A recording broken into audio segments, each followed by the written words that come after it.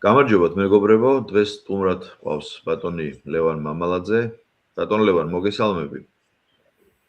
მოგესალმებით, მივესალმებით ჩვენს ოკეანს გაღმელ როიტყვიან აუდიტორიას, შეერთებული შტატების მსმენელებს, ჩვენს ვთქვათ, მეგობრებს, ნაცნობებს და ვისაც საერთოდ აინტერესებს. ასევე ყველა იმ აუდიტორიას, რომელიც თქვენთან უკვე არის მოზიდული და მე მინდა გითხრათ, რომ თქვენი ეს დასაწყისი რა მახსოვს, როგორ დაიწყეთ, რა ის იყო ფიქრი იმაზე, რომ მოვიზიდავდით თუ არა მსმენელებს და უკვე თქვენი პლატფორმა ყველასთვის ცნობილია სხვათა შორის საქართველოში ხა რო იკითხო ვინ არის ნიკოლო ზონიკაძე, იციან რომ ნიუ-იორკიდან არის ჩართვები და პრობლემებზე ალაპარაკებს იმ ხალხს, ვისაც ჭკუა მოეკითხება და ჩვენი თანამემამულეებისთვის არის საინტერესო. ასე რომ მე ვფიქრობ, რომ ეს თქვენი პლატფორმა უფრო განვითარდება და ჩვენ რაც შეგვიძლია გვერდში დაგიდგებით. ძალიან დიდი მადლობა, მე თქვენი და ჩვენი თანამოაზრეების ხარდაჭერის იმედი ვარ. მოყარული ვარ.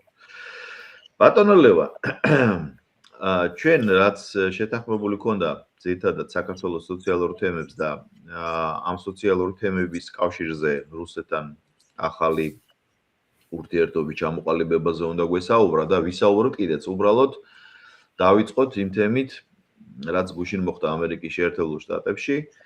მოკლედ იყო ტრამპზე მორიგი თავდასხმა, მორიგს იმიტომ ვამბობ, რომ ერთი ყველას ახსოვს ის, როცა ყურის არეში დაიჭრა, შემდეგ იყო ორი შეუმდგარი თავდასხმა, ერთი მარ-ა-ლაგოს რეზიდენციაზე და ნუ მოკლედ ეს არის, როგორც ამბობენ, ჯამში ეს არის მეოთხე.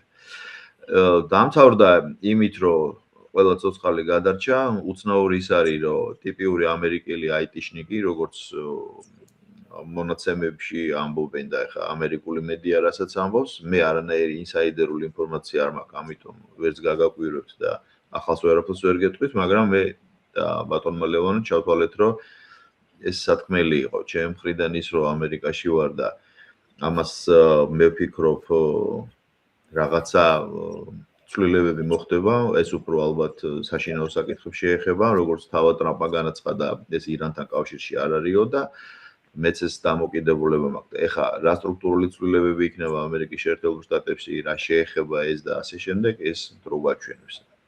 აი ეს იყო ლევან, რაც მინდოდა მეთქო, თუ რამე გაქვთ და გადავიდე ჩვენ თემაზე. შევეხები საერთოდ რა თქმა უნდა ძალიან ცუდი არის, როცა ქვეყნის მეთაურზე, პრეზიდენტზე ხდება ესეთი თავდასხმები, მაგრამ ამერიკისთვის ეს რაიმე სიახლეს არ წარმოადგენს. ხდებათ მე არ მახსოვს პრეზიდენტი ვინმეზე მცდელობა რო არ ყოფილიყო, ესე იგი თავდასხმის. ხა ზოგმა შეასრულა, ზოგმა ვერ შეასრულა და განსაკუთრებით ტრამპზე, მით უფრო ბოლო პერიოდში ტრამპმა ისეთი ტექტონიკური პოლიტიკური ძვრები მსოფლიოში გამოიწვია, რომ გამორიცხული არ არის, რომ მას აი ესეთი ზოგი შეიძლება ნორმალური თუ არანორმალური ეს თვითონ გაარკვევენ, ესეთი გადაკიდებული ცოტა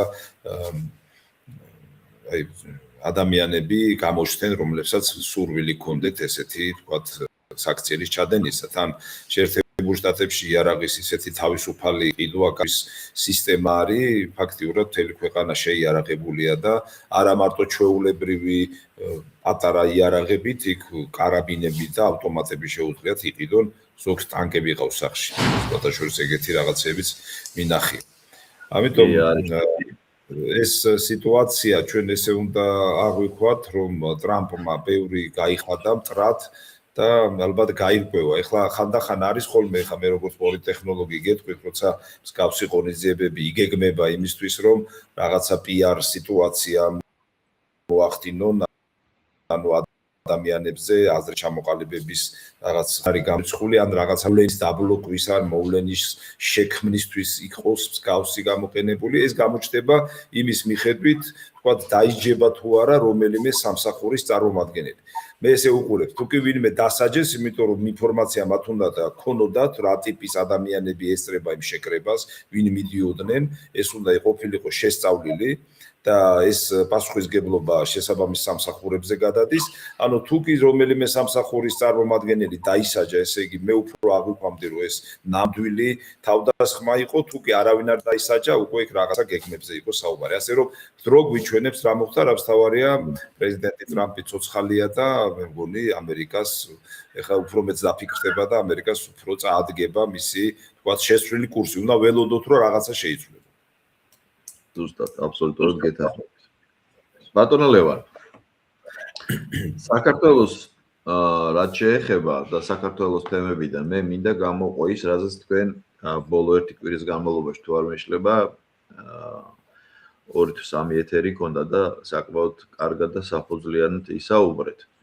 საკმაოდ კრიტიკული იყავით, მაგრამ იყავით ობიექტურად კრიტიკული, ანუ ეს არ იყო ჩასაფრებული ადამიანის გამონათქვამები, რასაც ხედავდით თქვენი ანალიზიდან გამომდინარე, თქვენი პოლიტიკური გამოცდილებიდან გამომდინარე და მე მაქვს ორი ძირითადი მიმართულება. ერთი ჩვენისი და სტრუქტურული განვითარების გეგმა, რა მიმართულებით წავა და რა შენიშნავს ეს ყველა ბოდიში და რას ნიშნავს ეს ყველაფერი, რაც ახლა საქართველოში ხდება. თავის საკადრო გადანაცვლებით და უნდა აუცილებლად როგორც თავში ვთქვი, უნდა განვიხილოთ ჩვენი რეგიონალურ მეზობლებთან ამ კონტექსტში, ძირითადად რუსეთთან. დავიწყოთ, ბატონ ლევან, ძალიან დიდი მნიშვნელობა ენიჭებოდა იმას, რომ საპარლამენტო კომისიის მუშაობა, რაც ფართოდ ჟღერდებოდა. იმას მე არ მოყოლია არანაირი, ასე ვთქვათ, რეაგირება ველზე. საველე სამუშაოდან არის ეს სლენგს ეძახიან, ანუ რეალური სამუშაო არ გამოჩენილა. თქვენ როგორ ფიქრობთ? ობიექტური თვალით რაღაც კეთდება თუ მართლა იმაზეა, რა ქვია, მოლოდინის რეჟიმშია და პირველი რაც მაინტერესებს ეს არის ის კომისია, რომელმაც უნდა გადაწყვიტოს პარლამენტში 28 წელსში ვინ შევა, რომელ პარტიას შეეხება შეზღუდვა, აკრძალვა და რომელი იქნება ლეგალური. თითქოს ქალბატონ წულუკიანის კომისიამ კარგად იმუშავა, საკმარისზე მეტი ინფორმაცია დაიდო და ვიდეო მასალა და ცოცხალი მოწმეებით, მაგრამ ეხლა გამოდის, რომ რაღაცა ბიუროკრატიული მექანიზმების გამო, როგორც ამბობენ ორკაციანი პარტიის გამო, კვლავ შეყონდა და ეხლა საკონსტიტუციო სასამართლოში უნდა დაბრუნდეს და მოკლედ წავიდა წრეზე. ეს ობიექტური გარემოება ასე უნდა მოხდარიყო თუ რამე სხვას ხედავთ თქვენ? ხა თუ კი ავიღებთ საპარლამენტო კომისიებს, პარლამენტში ორი კომისია იყო, ერთი საამთავრა მუშაობა, რომელიც ეს ეხებოდა ესე იგი ჩადენილ დანაშაულებებს წინა პერიოდში და იმ პარტიებს, რომლებიც თქვათ სახელმწიფოში გარკვეულ გადატრიალებას თუ ძალადობრივ მიმართულებებს უჭერდნენ მხარს. ეს თეაკურუკიანის კომისია ესე იწოდებოდა. თქვენ თუ მაგას ვეთხებით, მაგაზეც გეტყვით და მეორე კომისია, ჯერ რომელიცაც არ დაუმთავრებია მუშაობა, ეს არის ფასებთან დაკავშირებით, ქვეყანაში ფასების ზრდასთან დაკავშირებით. ჯერ და მერე ფასები და მინდა კითხოთ ფარმაცევტულ თემებს. რაც შეეხება წულუკიანის კომისიასთან დაკავშირებით, იცით რა არის, მე აქ უფრო რაღაც გარკვეულ რაღაც თამაშის მომენტებს ხედავ, ვიდრე პირდაპირ მიმართულებას, იმიტომ რომ არსებული ვითარება იცვლება, სოფლიოში იცვლება, ჩვენს გარშემოც ვითარება იცვლება. ეს კომისია იყო გაკეთებული, იმიტომ რომ აკრძალულიყო, თქვათ, იგივე სააკაშვილის ძალადობრივი პარტიების, თქვათ, იქედან ნაბარტყი პარტიები და მათთან ერთად დაკავშირებული ორგანიზაციები, რომლებიც ფაქტიურად სახელმწიფოს ებრძვიან და იყო აქ ჩამოყალიბებული ძალიან ესეთი ჩამონათვალი, მათი ანტიკონსტიტუციური ქმედებები, თქვა სახელმწიფოს წინააღმდეგ ქმედებები, რევოლუციის მოწყობის რეალური მცდელობები და რეალური თქვა გზავნილები, უცხოეთიდან დაფინანსებები, რისთვისაც ღებულობდნენ ეს ორგანიზაციები, იმისთვის რომ სახელმწიფოზე ზეგავლენა მოეხდინათ და რეჟიმი შეეცვალათ, ანუ ხელისუფლება შეეცვალათ არაკონსტიტუციური გზით. და ამავდროულად თქვათ ისინი თქვათ პარლამენტში არ შედიან, სახელმწიფო სტრუქტურებში არ მონაწილეობენ, ანუ არჩევნებში რაც კი მიიღეს ხმები იმის რეალიზებას არ მოახდინეს. ანუ ეს ჯამში თუ ავიღებთ, გამოდიან რომ ისინი კანონ გარეშე თვითონ აყენებენ თავს. არის პოლიტიკური ბრძოლის გარკვეული მექანიზმები აღიარებასთან. თქვენ იცით ალბათ, რომ მათი მიზანია, რომ თქვათ იგივე ოცნება არ აღიარებული იქნეს, ამაზე სერიოზულად მუშაობენ და შინაარსობრივად თუ კი შევხედავთ ეს თემა უკავშირდება თვითონ ოცნების მართლობითი სისტემის საფუძველს. მე ამაზეც მინდა თქვენ აგიხსნათ კარგად, როცა საკადრო თემებზე გვექნება საუბარი. ანუ აქ იქნა გადაწყვეტილი ესეთი მიმართულება, რომ ის პარტიები, რომლებიც ფაქტიურად სახელმწიფოს ებრძვიან და ამის დასაბუთება სამართლებრივად შესაძლებელია, რაც იმ კომისიამ დაასაბუთა, რომ ისინი გამოცხადებულიყვენ კონსტიტუციის გარეთ, ანუ მათი მოქმედება აკრძალულიყო. ამის სამართლებრივი საფუძვლები ამ კომისიამ შექმნა. მაგრამ აქ სწორედ ეხლა ეჭვი დგება რატომ გაიწელა ეს? ეს ჯერ კიდევ შარშან შემოდგომით უნდა დასრულებულიყო ფაქტიურად ეს პროცესი, მაგრამ უკვე ხო ხედავთ რამდენი დრო გავიდა.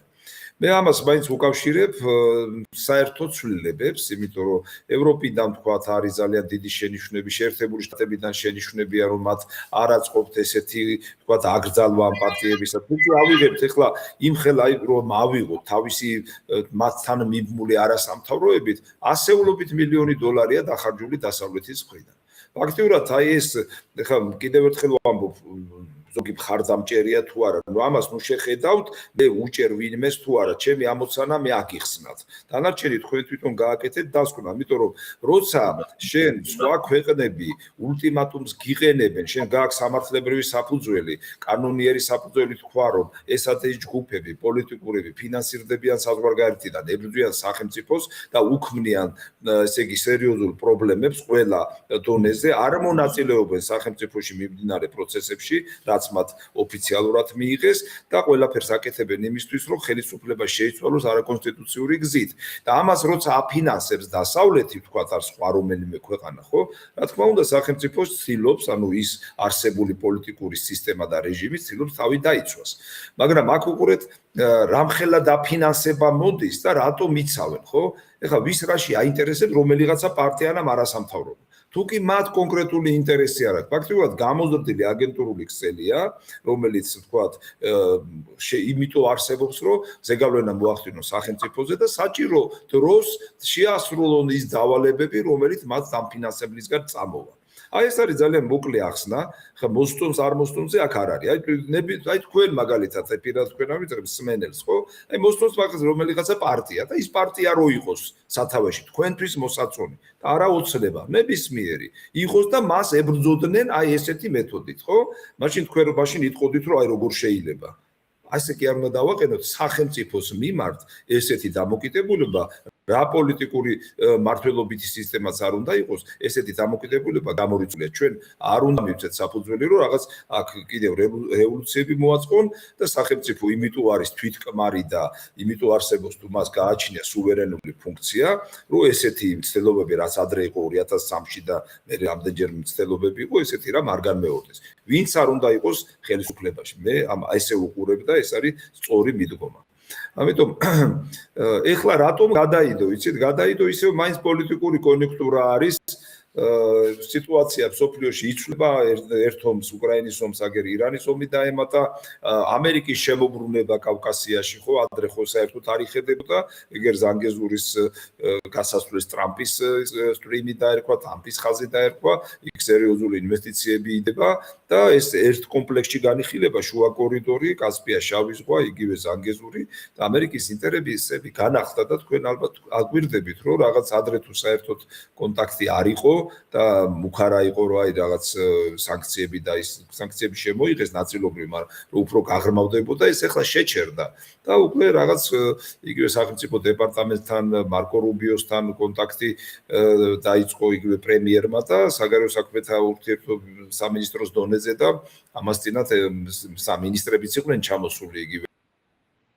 იუსტიციის მინისტრი და სხვა შეერთებული შტატებში. ეხლა ელოდებიან მაგ დელეგაციას ჩამოსვლას. ასე რომ მაინც ქართულოს ხელისუფლებამ ჩათვალა, რომ ეს პროცესი უნდა გაეწელათ. მე ესე აღვიქვამს. შეიძლება ამას რაღაც ტექნიკური მნიშვნელობა ჰქონდეს, მაგრამ ეხლა ჩვენ არა ვართ ეხლა იმ სიტუაციაში, რომ ამ ტექნიკური მნიშვნელობის გამო, რაც თქვენ ბრძანეთ, რომ კიდევ ერთი პარტია მოუნდათ დაამატონ და მითო გადადეს, ეს მე არასერიოზულად მიმჩნევ, შეიძლება მე კიდე მოუნდეთ რაღაცა სხვა პარტიას კიდე გადადო. ასე რომ აქ უფრო მე ვხედავ რაღაც იცით შერბილება სიტუაციის, რომ თქვა თუ ევროპასთან ძალიან დაძაბული ურთიერთობაა, ეხლა ამერიკასთან თუ შერბილდა ეს სიტუაცია, ხო? არ იყოს ეს საფუძველი სიტუაციის თქვა შეფერხებისა, იმიტომ თუ წავა გაღრმავებისკენ, აი ეს ფაქტორი, რომ თქვა დასავლეთიდან დაფინანსებული ორგანიზაციები იგრძალება, არ იყოს მთავარი თემა. და საქართველოს თუ წავიდა მართლაც აღდგენა სტრატეგიული ურთიერთობების შეერთებულ შტატებთან საქართველოს იტყვის რომ მათ არ გაუქმებიათ ეს პარტიები, ასე რომ აი მე ესე უფრო განვიხილავდი ამას. ეხლა მეორე საკითხი თუ ამ თემაზე გაქვთ კითხვა, მკითხეთ უფრო ჩაღრმავება თუ გინდათ. მე მაინტერესებს თუ ეს ეგრეთ წოდებულ ესე რომ შევაფასოთ, თუ რაღაც თაროზე შემოიდო შემდეგი რეალიზებისთვის. შესაძლოა რომ ჩვენ რო ვერ დავლაგდეთ პირობითად ისე ცდელობა ხო ვატყობთ და დავუშვათ ვერ დავლაგდით ამერიკელებთან კერძოდ ევროპელებთან უფრო რთული პრობლემაა და ჰერშესკის თემაც ცოტა ქვემოთ შევეხები შესაძლოა რომ ეს кейსი გადმოიღოს ისე თაროდან და ეს საქმე მივიდეს ბოლომდე მე ვფიქრობ რა თქმა უნდა ამიტომაც გადაიდო და როცა დაჭირდებათ ისე დააბრუნებენ მე ამის პრობლემას ვერ ვხედავ ანუ ამის გაუქმებაზე არ არის ლაპარაკი ეს უბრალოდ დროებით არის შეჩერებული მე მას ვფიქრობ შეერთებულ შტატებთან თუ გაღრმავდა სიტუაცია ურთიერთობის აღდგა სტრატეგიული თანამშრომლობა და იმათი მხრიდან დადგება საკითხი რომ ეს თქვათ აკრძალვა და საკონსტიტუციო სასამართლოში განხილვა არ უნდა დაიწყოს მე ვფიქრობ რომ ამას გადადებენ ან შეაჩერებენ ან რაღაცა ფორმას მოიფიქრებენ აი სწორედ თქვენ სწორედ დაიჭირეთ მომენტი მე მაინც ამერიკასთან ურთიერთობას ვაბავ ამ საკითხის გადადებას ასე გებია ეხლა მეორე თემა მე აქ ფინანსური შესაძლო მაინტერესებს მაგრამ ფინანსური სეგმენტი ამ თემისა რაზეც ახლა მინდა რაზეც სურს ახლა საუბარი ეს საკმაოდ ტევადი იქნება და თქვენი დროც და მოკლედ ეთერიც რო არ გადავავსოთ მე ახლა აქ მაინტერესებს წმინდა ასეთი მორალური მხარე ანუ შეიქმნა ერთი კომისია სუპერმარკეტებთან დაკავშირებით და მე როგორც ვიცი ფარმაცევტიასთან დაკავშირებით. აი ეგრეთ წოდებული კარტერული ბლოკირება ფასების, ანუ შეთანხმების დონეზე საქართველოში. გაჟღერდა ინფორმაცია, რომ თავად იმპორტიორები ამბობენ, რომ აი ეს მე მიჯდება N ციფრი და მე საქართველოში ამას რეალიზაციას ვუკეთებ ამ ფასნამატი. თითქოს ამაყობდნენ კიდეც და იქ ფასნამატი იყო წარმოუდგენლად დიდი, საქართველოსთვის ნამდვილად შეუფერებელი და მე ყველაფერი ეს მინელდა და ეს ყველაფერი რომ მინელდა, მე მახსოვს რომ ამის ინიციატორი იყო თავად იმ დროს უკვე ახალი პრემიერ-მინისტრი, ну პირობითად ირაკლი ყობახიძე და ყველამ ჩავთვალეთ რომ ეს იყო ყველაზე კარგი ის რაც უნდა გაეკეთებია პრემიერ-მინისტრს მით უმეტეს ამ სოციალურ გამოწვევასთან დაკავშირებით. და მე ის აუცრება და რატომღაც იყო მოსმენები, იყო ბევრი არგუმენტირებული მოსმენა, ბევრი ესე ვთქვათ, ბევრი კამათი მეც მათ შორის ჩავთვალე რომ უბრალოდ დროის ნაყვა იყო, მეტი არაფერი, წყლის ნაყვა და მოკლედ ვართ იმ მოცემულობასთან, რაც შედგენში მივიღე. თითქოს თემები დაძრულია, მაგრამ ბოლომდე არ არის გასული და აქ მე ესეთი აზრი ყალიბდება მოკლედ ჩვენს თანამოაზრეებთან, რომ ირაკლი ყობახიძეს მოკლედ არ უნდა გამწოვება ურთიერთობის მეწარმეებთან, ანუ ფინანსურ ჯგუფებთან. ეს დავარქვა, სუბუქად რო თქვა, რამე კიდე ძაფრი ის რო არ მივცეთ, რა ქვია, კვალიფიკაცია. თქვენ რას ფიქრობთ? გინდა ერთ თემაზე და გინდა მეორეზე, გინდა სუპერმარკეტები და გინდა ფარმაცევტი. მინდა გითხრათ, რომ მე სულ სხვანაირად უყურებ მაგას, ვიდრე ოფიციალურად ვიყო გაცხადებული. იმიტომ რომ ჩემთვის ეს არის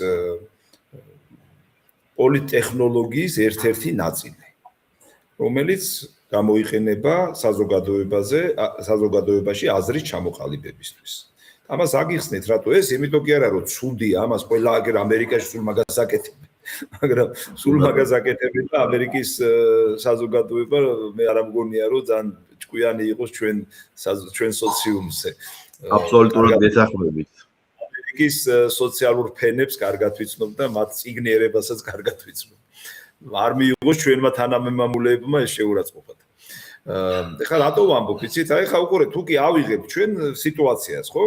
სიტუაცია როგორი გვაქვს? ჩვენ ფასები მატულობს და ჯერ კიდევ დაიწყო შარშან და წლის დასაწყისში ფასებმა მოიმატა, მოსახლეობის გაღიზიანება ეს გამოიწვია და ყველა იძახდა, აი გაჭირვებული ადამიანები სულ ყველა, იმიტომ რომ ყველაფერმა მოიმატა ფაქტიურად და განსაკუთრებით ჩვენთან პენსიონერი, ხელფასის მქონე ადამიანები და გაჭირვებული და პირდაპირ ვნობ, აი პირველად ემოხმარების საგანზე რო პურზე მოიმატებს, შაქარზე, კარაქზე, რძეზე, ძეხზე და რა ვიცი, ყველაფერზე მოიმატა ფასმა.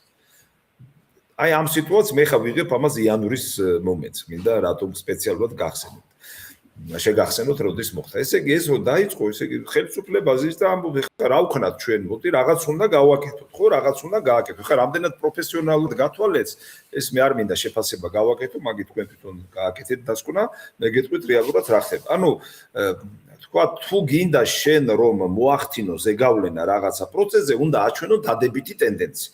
აბა რატომ უნდა შექმნა კომისია, ან რატომ უნდა დაიწყო განხილვა იქ სუსის დონეზე, არ ვიცი საშუაში იყო და რაღაც ეს ამბები, ესე იგი იქ პოლიცია, სუსი და ყველა სამინისტროები და მერე გადაწყვიტეს საპარლამენტო კომისიის შექმნა.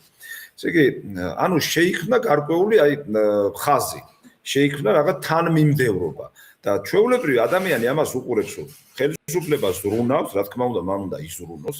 ხელისუფლება ცდილობს, რომ აი გამოაშკარავოს ისე ცუდი ბიზნესმენები, სხვათა შორის ცუდი ბიზნესმენების დიდი ნაწილი ოცნების დამფინანსებლები არიან. ეხლა ესეც ხომ და ვიცოდეთ. კიდევ ერთხელ ვამბობ, კრიტიკით არ ვამბობ, მე ანალიზს უკეთებ იმიტომ, რომ გავაგებინოთ საზოგადოებას, რა.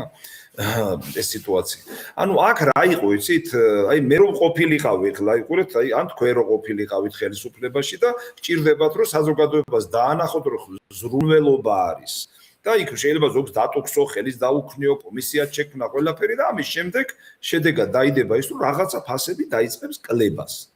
ანუ შენ ქმნის ესე პიარ ქმედებას, ამას აპიარებ ტელევიზიით, ყველგან მსჯელობები მიდის და ამას რა უნდა მოყვეს? ეს კარგია, ცუდი არ არის, ეს არის სწორი გადაწყვეტილება, იმიტომ რომ ხალხს დაანახო, რომ აი მართლა ზრუნველობა გამოიხატა. ეს შეიძლება და ჩუმათაც გაკეთებული, მაგრამ რახანც ეს პიარ ქმედებაში მოხდა, ესეც დასაშვები არის, მამას უნდა მოყოლო და ფასების რეალური გაიაფება. ეხლა შევხედოთ ეს იანვარში რო დაიწყო გადაიზარდა ის რთულ სიტუაციაში. კომისიაც მერე პარლამენტში გადაინაცვლა, იმიტომ რომ იქ დიდი შედეგი, ნუ ეხლა რა მერე შაყირობდა ხალხი, ის 30% კვერცხი გაიზარდაო და მერე 5%-ით დაუკლესო. ეხლა ისევ გაიზარდა. ამიგეთ როგორი თემა. ესე იგი, და შემდგომ ამას რა მოყვა? ამას მოყვა შემდგომ ირანის ომი და იმას საერთოდ არის რა ფასები უნდა დაუკლო. ერთი ლარით გაიზარდა თითქმის ყველა საწვავი საქართველოში, ამას მოყვა ყველაფერზე ფასი ზრდა და ამ ფასებს ეს კომისია რო ვერაფერს არ გაუკეთებს, უკვე რაღაც კომიკური იმათ იქცა სცენად რა, მინდა გითხრათ. იბარებენ ვიღაცას და კამათობენ და უკვე დაკარგა, ანუ ის ამოცანა, ამას რატო ხდის, ის დატვირთვა. რომელიც შეიძლება ნებისმიერმა ხელისუფლებაში მყოფმა მოიფიქროს, უფრო თვალსაჩინო გახადოს იგივე ხელისუფლების თანამდებობის პირების ყურადღება მოსახლეობისადმი, რომ ფასი დაუკლო, ამას თავისი გამართლება აქვს, მაგრამ მე იმდენად აირია ეს და იმდენად დააკარგა შინაარსი, რომ ეხლა ეს კომისია უკვე შეიკრიბება, უკვე რაღაც სასაცილო მდგომარეობაში გამოიყურება. ეხლა ეს ამიტომ რატომ ახსენე, იცით, ეს რომ კარგად გავიგოთ, რატომ იყო ეს გაკეთებული, ხო? მე ამას ესეთ შეფასებას ვამბობ. ეხლა მეორე შევხედოთ რეალურად რა ხდება. რეალურად აქ თუ არა სახელმწიფოს ბერკეტი, რომ დაარეგულიროს ფასები. აი გეტყვით ეხლა ამას ძალიან მარტივად ახსნი, როცა თქვი, რომ შეეძლოთ ყველაფერი უფრო წყნარად გაეკეთებინათ. ძალიან მარტივი არის, ამას არ უნდა არანაირი კომისია და ვინც ეხლა ცოტა ბიზნესში გარკვეულია, ვაჭრობაში, სამეურნეო ურთიერთობაში უცბად მიხვდება ამას.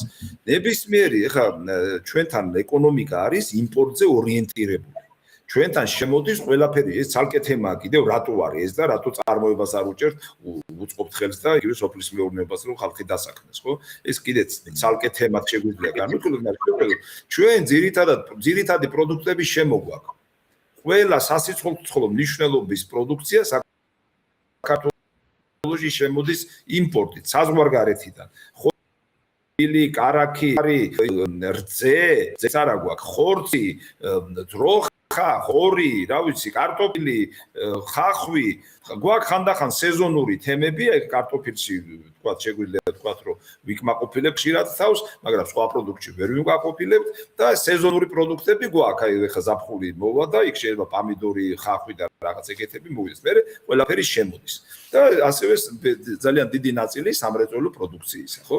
ეს რო ჩვენ ფასები ვნახოთ, ძალიან მარტივი რა არის ახლა. ინვოისი რო იყიდე და გააფორმე ხელშეკრულება, ინვოისში რომელიც ჩვენ საბაჟოს უნდა ჩააბაროს, სხვანაირად ვერ გადმოკვეთავს საზღვარს, პირდაპირ წერია ფასი, პროდუქციის რაოდენობა და ფასი წერია შიგნით. ასე რომ არ უნდა ამას კომისია. ფასი ვიცი, თქვა, თავიღოთ. აი, თქვა თურქეთში ვიყიდეთ რაღაცა, ანუ იმაში რუსეთში ვიყიდეთ ფქვილი, თურქეთში ვიყიდეთ, თქვა ისა ბოსტონი პომიდორი. ხო, აი მაგალითისთვის. ინვოისში წერია, რამდენი მოგაგრაფასად. მერე გააყევი ამას, რა თქმა უნდა, ამას შეუძლებელია ფასების კონტროლის სახელმწიფო სააგენტოა, თუ ესეთ სახელი აქვს რა. რა უნდა არსებობს ეგეთი? არც ვიცი. თქმა უნდა, არის და ამიტომ ვიზახი არსებობს. ესე იგი, ინვოისში გიწერია ფასი. მერე შემოვიდა, ხო, გამბაჟება, ყველაფერი, ამასაც ნახულობ რამდენად გამბაჟდა. მერე საწავიდა შენახვა რაღაც. იცი რამდენად. მერე აქედან ქსელებში როგორ ჩაბარდა. ქსელებმა რამდენი დაარიცხეს. მერე დახლზე რამდენად დაიდო. ყველა ეს ეტაპი დოკუმენტურად შეგიძლია ნებისმიერ პროდუქტზე, ნებისმიერ შემომტანზე, ნებისმიერ რეალიზატორზე შეამოწმო. მათ შორის წამალზე. იგივე წამალზეც იგივეა. შემოგაქ, მერე აქ გამბაჟებას უკეთებ და დახლზე რამდენს ამატებ უკვე იცი. ესე იგი, აქ კი არ უნდა დაიბარო და ხელი კი არ უნდა უფხნიო ამ იმას სხვების დასანახავად. ძალიან მარტივია აქაც მიდგომა. უნდა დათვალო რომელ ეტაპზე რამხელა მარჯინალობაა, რამხელა დანარიცხია, რამხელა მოგებას ღებულობენ და რეგულაციები უნდა შემოიღო. რომ შენ აი განსაკუთრებით პირველადი მოხმარების ან მედიკამენტების ყველაზე გავრცელებულ მედიკამენტებზე დიდი მოგებები ნახო. ბიზნესი ყოველთვის მე ვიქნები თუ თქვენ იქნები თუ სხვა ეცდება რომ რაც შეიძლება მეტი მოგება მიიღოს. ბიზნესის შინაარსი ეს არის მოგება, რომ მეტი მოგება მიიღოს. სახელმწიფო შინაარსი ის არის რომ რეგულირება გაუკეთოს. ხელი კი არ უნდა გადაუგრიხოს რეგულირება. ანუ როცა ხედავ რომ დაღლზე ქსელებში იქ 70%-იანი და ხანდახან 150%-იანი დანამატი არის, ადექი და მიიღე კანონი რომ დაუწესო რომ შენ ის კი არ უნდა უთხრა რამდენად გაყიდე. იმიტომ რომ ფასები ბირჟაზე იცვლება, შესყიდვის ფასები იცვლება, შიდა რეალიზაციის პირველადი მიწოდების ფასები იცვლება, აი პირველი სადაც არის პროდუქცია, ხო? ის იცვლება. მაგრამ შენ უკვე მოგებები უნდა არეგულირო, ქსელში რო შედის იყიდება და საბოლოოდ მომხმარებელი რამდენად იღებს. თუ 150 და 200%-იანი აქვს მას, ესე იგი, დანამატი გაკეთებული დაღლზე დადებასთან, დადების დროს, ხო? მაშინ დაუწესე რომ 50-ზე მეტი არ ქონდეს. ან აი ამაზე შეიძლება გათვალო რომ დეფიციტი არ შეიქმნას და აი რო თქვენ ოქროს შუალედი დავიჭიროთ. ამას ბევრი ქვეყანა აკეთებს და არაფიშირებს. ესე ხდება ბევრგან. ზოგს გონია სულ თავი ისა საბაზრო ეკონომიკა ეს არის სული ვაკხანალია და ქაოსი არ არის ეგ სახელმწიფოები ხება შვედეთში ნახეთ ახლა რა ხდება და როგორ არეგულირებენ კაპიტალისტური ქვეყნებია და მაგრამ ყველაზე მაღალი სოციალური უზრუნველყოფის დონით ხო როგორ არეგულირებენ ამას ჩვენთან როგორა დაბალი ხელფასი დაბალი პენსია ჯერებული ხალხი და ფასების მატება ეს არის იმხელა დისბალანსი, რომელიც ეს კომისიებმა უკვე შო დაამთავრა ეს დავიწყოთ ეს კომისია. აქ არის გონივრული მუშაობა, მაგრამ რამდენად შეძლებს ხელისუფლება ამ გონივრულ მუშაობას, მე სიმართლე გითხრათ, დიდად ვერ ხედავ, რომ ესეთი მიდგომები არსებობდეს რა. უამრავი თემა არის აქ ძალიან, ეხლა ამასინაც სხვათა შორის სოფლის მეურნეობის პროგრამა გამოაქვეყნეს, რაღაცას გავაკეთებთ, ეხლა იყო პრეზენტაცია, უცხოელი ექსპერტები ჩართეს და იმათ გააკეთებინეს, ვითომ ჩვენთან, ესე იგი, ცოდნა არ აგვაქვს და ამ ხნის განმავლობაში არ აგვყავს ადამიანებს შეუძლია ესეთი თემა გააკეთონ. ესე იგი, რაც მე დავინახე, მე პირდაპირ გეტყვით, ეხლა იმიტომ კი არა, რომ ის ადამიანები ცუდები არიან ან რაღაც არ ქონდათ მონდომება. ისევ ექსპერიმენტების დონეზე, მანამდე რომ იყო პროგრამები, სახელმწიფო გრანტები, სხვათა შორის ბიძინა ივანიშვილმა გამოაცხადა რომ უნდა იყოს იაფი ფული. და იაფი ფული რას ნიშნავს? ანუ სახელმწიფო შე რაღაცას გიფინანსებს 100%-ს თუ არ გიფინანსებს 50-70%-ს იმ მიმართულებებს, რომელსაც თulis რომ ის არის სტრატეგიული. და სტრატეგიული რა არის, რომ ჩვენ იმპორტზე ორიენტაცია შევსვალოთ შიდა წარმოების გაზრდაზე და ექსპორტის ორიენტაცია შევქმნათ. და ამის ციფრები ხო პირდაპირ არის. თუმცა აი საქსტატის მონაცემებით, ხო? საქსტატის მონაცემებით, ეხლა კარგად რომ წარმოვიდგინოთ, ექსპორტ-იმპორტის ბალანსი, ანუ არის 65-35-ზე. ეხლა უყურეთ 65-35-ზე ხო არის. მაგრამ ეს არ არის რეალური ციფრი და რატო? ანუ 65% ჩვენ შემოგვაქვს და 35%-ს ვყიდით ექსპორტს. აი ამ ექსპორტში ჩართული არის ამერიკიდან რომ მანქანები ჩამოდის. ეს რეექსპორტის ციფრები 35 ეს რო გამოვაკლოთ, ეს რო იმიტომ ის თანხა ჩვენთან ხო არ შემოდის. უბრალოდ ციფრი ჯდება რა და თანხა არ შემოდის. თანხა ამერიკელებმა მიიღეს და მანქანა მიდის რუსეთში, შუა აზიაში და სადარბიც. ჩვენთან მარტო შუა მამლობაში თუ იღებენ ჩვენი მოქალაქეები და ამერიკაში ზოგიერთი ვინც ამით დაკავებულია თანხას, ხო? ჩვენთან ეს ფული არ ჯდება, არ შემოდის როგორც შემოსავალი სახელმწიფოში და ფაქტიურად ეს რო გამოვაკლოთ, ბატონო ნიკოლოზ, გამოდის ბალანსი 85-15-ს. 85% ყველაფერს ვყიდულობ და მარტო 15% გვაქვს, რაც შეიძლება გავყიდო. კატასტროფული მაჩვენებელია. რაც უნდა ვილაპარაკოთ, რომ გვაქვს ეკონომიკური ზრდა და გვაქვს ეკონომიკური ზრდა. იქ რაღაც მონაცემებში, შეფასებებში მაღალი მაჩვენებლები გვაქვს ასე შემდეგ, ხო? კი ბატონო, ეს შეიძლება ვთქვათ, რომ ეს ციფრები იზრდება და ეკონომიკა იზრდება და გამოვიდა ეხლა ამასწინათ საქსტატი და თქვა, რომ აი ჩვენი ექსპორტის და იმპორტის გაიზარდა. კი ბატონო, გაიზარდა. ჯერ ერთი ფასები გაიზარდა, მარტო მაგითომ გაიზრდება ციფრი, ხო? ფასიც გაიზარდა, რასაც ვყიდულობდით, თუ ღირდა თქვათ $100, ეხლა $200 გახდა. პირობითად ვიცახე. თუ ხარჯავდით 200 მილიონის საქონელი შემოდიოდა, ეხლა 400 მილიონი შემოდიოდა, უკვე გაზრდა. შეიძლება რაოდენობრივად არ გაიზარდა. ფინანსებში გაიზარდა. მივხვდით აქ манипуლირებაა უბრალოდ სტატისტიკური, მაგრამ ბალანსი რო არ შეგვეცვალა, ის 85-15-ზე რო ისევ დარჩა და ჩვენთან წარმოება არ გაიზარდა. აი ეს არის მთავარი ამოცანა, რადგან უნდა იზრუნონ, იმიტომ რომ ამის ეს არის სტრატეგიული თემა. ეს ნიშნავს, რომ ჩვენ სამუშაო ადგილებს ვერ გვქვნით, ეს ნიშნავს, რომ ჩვენთან მრეწველობა არ იზრდება, სოფლის მეურნეობაში სტაგნაცია გვაქვს და აი ეს არის უდიდესი სირთულები, სოფლები გვეცლება, ხალხი უკვე ფაქტიურად დაცლილია, მე მინდა ბოლოსკენ მე ამ დემოგრაფიულ თემებსაც შევეხო და ეს უღრმას ძალიან ძიმე მდგომარეობას გვიქმნის. ანუ როგორი ის გამოდეს, იცით, შეიძლება ვილაპარაკო ყველაფერი კარგად აქვს და ხალხს მაცივარს გამოაღებს და შიგნით არაფერი არა, განაც ქონდა ის უფრო ძვირია. გამიგეთ, რაც ქონდა ხელფასი და პენსია, იმით უკვე ვეღარ ყიდულობს იმას, რაც ყიდულობდა, რაც რისი ყიდვაც შეეძლო, მაგალითად შარშან წლის ბოლოს და იანვარში. აი ეს არის ძალიან მოკლე შეფასება. ამიტომ ეს კომისიები პიარული კუთხით გაამართლებდა მაშინ რომ ეს ყველაფერი უკვე მართლაც მაჩვენებლებზე და შედეგზე გადასულიყო. ეხლა არის უფრო აი ესეთი ჭკვიანური მუშაობა საჭირო, არ ვიცი რამდენად ეს ამას გააკეთებენ, მაგრამ ეს არის ის რეალობა, რაც მე მინდა გითხრათ. დაბალი ხელფასებისა და გაჭირვებული პენსიონერები უფრო მძიმე მდგომარეობაში არიან ეხლა, ვინმე თვის წინ. მე მინდა შევეხო ლობიზმის თემას და ამ კუთხით შემდეგ აზრს განვავითარებ ხა. კაპიტალისტური სამყარო ყველა ვიცი და ამერიკაში ფაქტობრივად ლობიზმი არის დაშვებული. ანუ ჩვენ რასაც ერთ პერიოდში ადრეულ წარსულში ვეძახდით ქრთამს, აქ ქრთამი არის ჩვეულებრივი ლეგალური მომენტი, უბრალოდ ქრთამი არ ქვია. კონგრესში არიან დაინტერესებული ხალხი, რომლებიც ლობირებენ ამა თუ იმ მიმართულებას, ან პოლიტიკურს, ან სამეწარმეო ბიზნესს. და მე ქართულ მედია სივრცეში ბოლო ერთი კვირის განმავლობაში არაერთი ექსპერტისგან მოვისმინე ესეთი განცხადება, რომ ვინ შეცვლის ფასებს ან კვების პროდუქტზე, ან წამლებზე, როცა დაინტერესებული პირები თავადზიან კომიტეტებში, თავადზიან მინისტრთა კაბინეტში და თავად არიან წარმოდგენილი საკანონმდებლო ორგანოში. და ამერიკისთვის ლობიზმი თუ მიღებული ნორმა, ამ ქვეყანას აქვს 250 წლიანი ისტორია.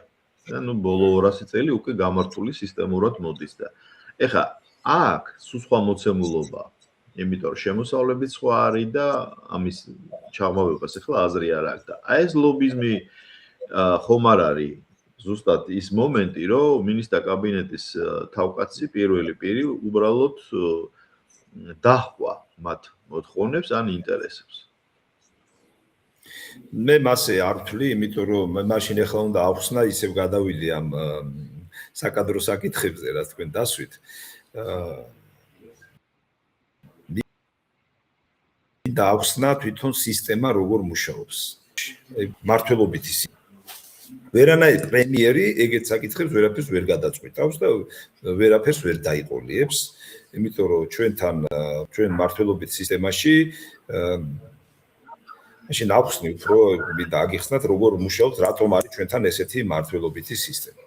და მინდა გაგახსენოთ შეიძლება ბევრი მეკითხებოდა და მინდა გაგახსენოთ რა იყო ცოტა ადრე 2012 წლიდან. მანამდე სხვა ტიპის მართლობითი სისტემები იყო წებული გამსახურდიას პერიოდიდან, მერე შევარდნაძის პერიოდი, მერე მანამდე კიდე სამხედრო გადატრიალება, მერე შევარდნაძის პერიოდი, მერე სააკაშვილის მიერ მოწყობილი გადატრიალება, მერე ეს ძალადობრივი რეჟიმი.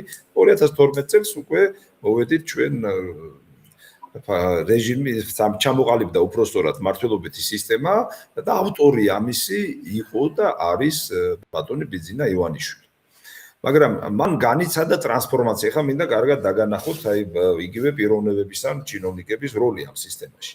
2012 წლიდან იმისთვის რომ გაემარჯვა ამას და მიეღო თქვათ გარკვეული შედეგები, იქ ბევრი ნიუანსი იყო, მაგრამ თქვათ 2012 წელს გაიმარჯვა ოცნებამ, მაგრამ ოცნება მაშინ იყო კოალიციური გაერთიანება. ეს არ იყო ის ჯგუფი, რომელიც ეხლა არის. უამრავი პარტიები შედიოდნენ იქ, სხვადასხვა ჯგუფები, რომლებიც ეხლა თქვა დაპირისპირებაში არიან და ებრძვიან, თქვა დღევანდელ ოცნებას. თვითონ იყვნენ ოცნების დამფუძნებლები, დღეს ეხლა ოცნებას ებრძვიან. ეს სხვადასხვა ჯგუფები. თუ გახსოვთ, ეხლა უამრავი პარტია იყო იქ. რა ვიცი, ეს უსუფაშვილი, ალასანია, რა ვიცი, კიდე 1000 ჯგუფი იყო იქ, რო უყურებდი ძალიან დიდი. ნუ ეს იყო მაშინ ამის საჭიროება, იმიტომ რომ სააკაშვილის რეჟიმი უნდა დამარცხებულიყო და ეს ყველა გაერთიანება, ამის ყველაფრის გაერთიანება ივანიშვილმა მოახერხა. ხა უყურეთ, რა ტრანსფორმაცია განიცადა ამან. ანუ იმ პერიოდში ხა კოჰაბიტაციას ეძახიან და ასე შემდეგ, ხო?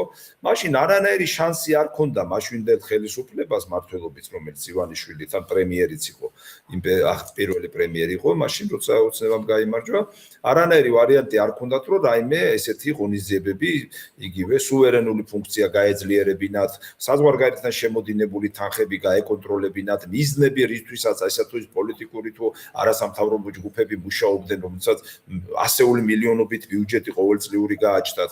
საქართველოს იყო ერთ-ერთი საჩვენებელი, სადაც 10,000 თუ რაღაც კოლოსალური ციფრი არასამთავრობო ორგანიზაციებს, რომლებიც დასავლეთიდან ფინანსირდებიან. აი შეიძლება სხვას ვერც კი შევადაროთ, იმდენი იყო აქ ჩვენთან. ამას რატომ ამბობ? კიდევ ერთხელ ვიძახი, კრიტიკა არ კრიტიკის კუთხით არა. ჩვენ მივყვეთ თანმიმდევრობას, რაც ჩვენ გქონდა, ხო? ხო იყო ესე. და ეხლა საზღვარგარეთთან რომ გაფინანსებენ, ეხლა შენთვის რო არ გაფინანსებენ და შენი სახელმწიფო ინტერესებს არ უნდა ემსახურებოდა, ეს ხო ცხადია, ხო? იგივე ჩვენც რო ვიყოთ, ჩვენც რა ეხლა სხვის გულისთვის ხო არ გავაკეთებდით, ჩვენი ინტერესები იქნებოდა მთავარი. ამიტომ ამ სიტუაციაში მათ არ ქონდათ სხვა შანსი ამ კოჰაბიტაციის ან რაღაც აი ამგვარ მექანიზმებში არ შესულიყვნენ. შემდგომ უკვე რამდენიმე არჩევნები რო ჩატარდა, რო ტარდებოდა, ეხლა თვითონ ავტორია, თვითონ მოიყვანა და ეხლა დააკვირდა, ეხლა რო თქვენც რომ იყოთ, ხო, დააკვირდებით, რომ ეს ჯგუფები კი არ ამყარებს პოლიტიკურ მდგრადობას. ესენი არ ყევენ. ანუ турბულენტობაში შეყავთ ქვეყანა, რომ აი როგორც კი რამე არ მოეწონათ, იმ წუთში იქედან დავალება და ისინი დაიწყებენ ბრძოლა. შიგნით აქ ხავთ, შიგნით გებრძვიან. ეხლა ეს არის ყველაზე დიდი სახიფათო თემა, როცა შენ რაღაც სისტემას აყალიბებ და შიგნით გაქვს პრობლემა. აი ეს უკვე არის საწინდარი, რომ შეიძლება მთელი ეს სისტემა ჩამოგეშალოს. ამიტომ ეხლა რა უნდა გაეკეთებინა ივანიშვილს, მე დარწმუნებული ვარ და ეს იყო ეს ინფორმაცია ძალიან სერიოზული პოლიტექნოლოგები ჩამოიყვანა, როგორც ამბობენ, რომ ებრაელები ყავდათ ისრაელიდან, შეიძლება სხვადასხვა ქვეყნებიდანაც და ძალიან ესეთი ეტაპობრივი ცვალებადობა განიცადა. ანუ კოალიციურიდან გადავიდა უკვე ერთმართველობით სისტემას. ეს რატომ იყო ახლა გაკეთებული? გაკეთებული იყო, რომ მთავარი მიზანი ამ ერთმართველობითი პოლიტიკური სისტემისა იყო ის, რომ პოლიტიკური მდგრადობა ქვეყანაში შეენარჩუნებინათ და თვითონ ხელისუფლებაში შენარჩუნებულიყვნენ. ანუ ეს ყველა კოალიციური თემა, რომელიც შიგნიდან გახეთქილების და სახიფათო სიტუაციას ქმნიდა, ნელ-ნელა ჩამოიშორეს და უფრო აი ერთი გუნდის, ანუ თავისი გამოზრდილი პერსონაჟები თუ ადამიანები, ეხლა სიტყვები არ აქვს მნიშვნელობა, რას დავარქმევთ, იმით დაკომპლექტდა შემდგომი უკვე ეტაპები ოცნების იგივე მართლობითი სისტემის. როგორც ავტორმა აი ესეთი ხაზი აირჩია და ეს ცუდი კი არ არის. ეს არის იმიტომ, რომ პოლიტიკური მდგრადობა შენარჩუნებულიყო. დააკვირდით, რომ არც ერთ მიმართულებაში რაიმე ისეთი ძირეული რეფორმა არ განხორციელებულა. აი სულ ხო გვაქვს ლაპარაკი ის არ გაკეთდა, ვთქვათ იგივე მართლმსაჯულების სისტემაში სასამართლოში რეფორმა არ არის, აი ხლა ეკონომიკის რეფორმა ვერ მიდის, სოფლის მეურნეობაში პრობლემები, აი რატომ განათლებაში თითქოს რეფორმა, მაგრამ ის შინაარსობრივი რეფორმა არ არის. იმიტომ არ გეთება, რომ სისტემა, რომელიც არის ჩვენ დღეს გაგვაჩნია, ეს არის პოლიტიკური მდგრადობის შენარჩუნებისთვის ორიენტირებული. ეს არის სისტემა, რომელიც აკონტროლებს ძალიან მკაცრად არჩევნებს და ელექტორატს. ელექტორატი ფაქტურად ესეთი კონტროლი ვერავინ ვერ მოახერხა. ადრე თუ აი შედარებისთვის ვიძახი, სააკაშვილი ძალადობით აშინებდა, იჭერდა რაღაცა ესეთ სიგიჟეებს აკეთებდა, რომ როგორღაც ეს კონტროლი დაეწესებინა ბიზნესზე და ელექტორატზე. ოცნებამ ეს დახვეწა, მაღალ დონეზე აიყვანან, მე ხო ოცნებას პირობითად ვიძახი, მე დარწმუნებული ვარ ამაზე სპეციალისტები, პოლიტექნოლოგები მუშაობდნენ, რომ მაქსიმალ კონტროლი არის, მაქსიმალური, ეს არის ეტაპობრივი, მე კარგად ამაქვს შესწავლილი ესა, რამდენიმე ეტაპი, რამდენიმე ტალღა, რომ აი თუ კი ვინმე რამე გავლენიანია, ყველაფერი იყოს კონტროლის ქვეშ და მაქსიმალური ხმები მიიღონ. ეხლა პარად ცდომილებებს, რა თქმა უნდა, თავისი ადგილი ექნება. ანუ ეს ყველაფერი კეთება, იმიტომ რომ პოლიტიკური მდგრადობა შეინარჩუნო და ასევე ხელისუფლებაში იყო. ეხლა ეს ცუდია თუ კარგი, მოდით კიდეც სალკე შეფასება მივცეთ, მაგრამ როდესაც ჩვენ ვიძახით, ეხლა თქვენ საკადრო თემები მითხარით, ხო? ეხლა აი გადაადგილებები მოხდა, უცბად, ხო, ყველაფერი, ვთქვათ, გადაადგილდა იგივე სუსის ხელმძღვანელი, რომელიც რამდენიმე თვე იმუშავა, 6 თუ 7 თვე იყო და კარგი შედეგები ჰქონდა, ხა სხვასთან შედარებით რო ავიღოთ. ხო, სერიოზული შედეგები ჰქონდა მას იგივე კორუფციასთან ბრძოლაში, იგივე ნარკოტიკებზე, სხვადასხვა ჯგუფების გამოვლენაში და ის უცბად გადაიყვანეს, ვთქვათ, მთავრობაში გადაიყვანეს ვიცე-პრემიერის თანამდებობაზე, რაღაც შექმნეს კიდევ სახელმწიფო მინისტრის დატვირთვა. ისეთ ეხლა პიროვნულად შემიძლია მე შეფასებები მივცე და ვთქვათ, ვინ დასუსტა, ვინ გაძლიერდა, ამაზეც გეტყვით, მაგრამ მნიშვნელობა არ აქვს. არსებული პოლიტიკური მმართველობის სისტემაში პიროვნებები არაფერს არ წყვეტენ. არის მისი ავტორი, რომელიც არის პირველი და ძირითადი მმართველი, დანარჩენები არ წყვეტენ, იმიტომ რომ ეს არის ორიენტირებული, რომ შენ მდგრადი პოლიტიკური ვითარება გქონდეს ქვეყანაში.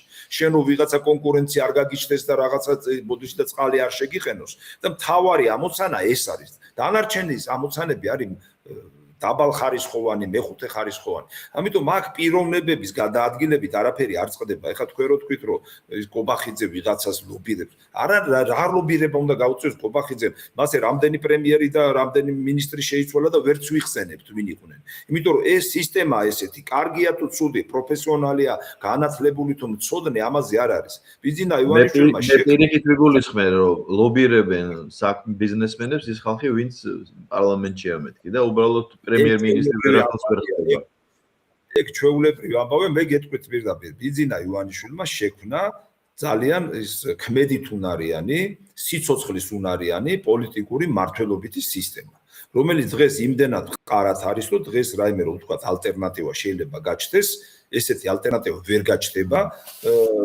ხშირად ამბობენ, ეხლა იქ რაღაც ჯგუფები იკრიბებიან ეს ნამიშრების, ანუ მიშასგან ნამიშრები დაარქვერთ ჩემმა ნაცნობმა, მიშასგან ნაბარტყი პარტიები იკრიბებიან, ხანჩხუბობენ თუ რაღაცას აპირებენ. ეს არის ჯგუფები, რომელიც საზღვარგარეთიდან იმართებიან და ფინანსირდებიან. სხვა რაიმე მცირე ჯგუფები ვერანაირ გავლენას სიტუაციაზე ვერ ახდენენ, იმიტომ რომ ოცნებას და ამ პოლიტიკურ სისტემას აქვს საკმაოდ სერიოზულად ათვისებული ელექტორატიც და რაც ჭირდება ის. და ვთქვათ, აქ ბევრი ნიუანსია, ბევრი ხარვეზე შეიძლება დავასახელო, მაგრამ მე მინდა ვთქვა, რომ ამ სისტემამ იმუშავა. მაგრამ ეს ამ სისტემამ რო იმუშავა, ყველაფერს იცით როგორ არის აქ თავისი დრო. აი ხლა როცა ვიღებთ ჩვენ და კარგი შედარება უნგრეთის თემა, ხო? აი ხა უნგრეთში რო ავიღოთ, უნგრეთში ორბანი აკონტროლებდა ყველაფერს, მათ შორის სპეცსამსახურებსაც, ადმინისტრაციული რესურსი, მთელი ეს სისტემა ჰქონდა საკმაოდ ძლიერი და კონტროლირებადი. ასევე ესეთი ხარიზმატული პიროვნება იყო და ევროპაში ხო ხედავთ როგორ რაღაც ალტერნატივა შექმნა ფაქტიურად და თავის ხას ატარებდა. და ეროვნული ფაქტორი უნგრეთისა ძალიან ამოზრდილმა პიროვნებამ, რომელიც ლიტაში შედიოდა პიტერ მადიარი, მისი ცოლი კიდე იუსტიციის მინისტრი იყო და იმის პარტიის ერთ-ერთი სერიოზული აქტივისტი იყო, ხო? მან განუდგა, დაინახა ის მომენტი, რომ შიგნით გახეთქილება მოხდა და არა გარედან. სისტემის კაცმა დაიწყო, სისტემის მონაწილემ დაიწყო. მან შეძლო გარე ფაქტორის გაერთიანება ევროკავშირის, სოროსის, სხვადასხვა ჯგუფების, რომ ხარდაჭერა ქონოდა და შიგნით არსებული უკმაყოფილების მაღალ ტალღაზე აყვანა. იქ იყო უკმაყოფილება, იქ ეკონომიკური პრობლემებიც უნგრეთს ბევრი ქონდა დაფინანსებების შეუჩერა ევროპამ და ასე შემდეგ და ის რაღაც ალტერნატიულ გზებს ეძებდა. და ისე გადამწიფდა, ესე ვთქვი, ისე გადაიღალა ურბანით ხალხი ამ ხნის განმავლობაში, რომ აი სწორედ გადაღლის ფაქტორმა იმუშავა ყველაზეძლიერად. და ეს იმიტომ კი არა რომ ეხლა რო კითხო, შეიძლება გავიდეს ცოტა ხანში და თქვა რომ ურბანზე მაგარი პრემიერი უნდა არ ყოლიათ. მაგრამ ეს კარგიც კი იწვევს თქვათ გადაღლას.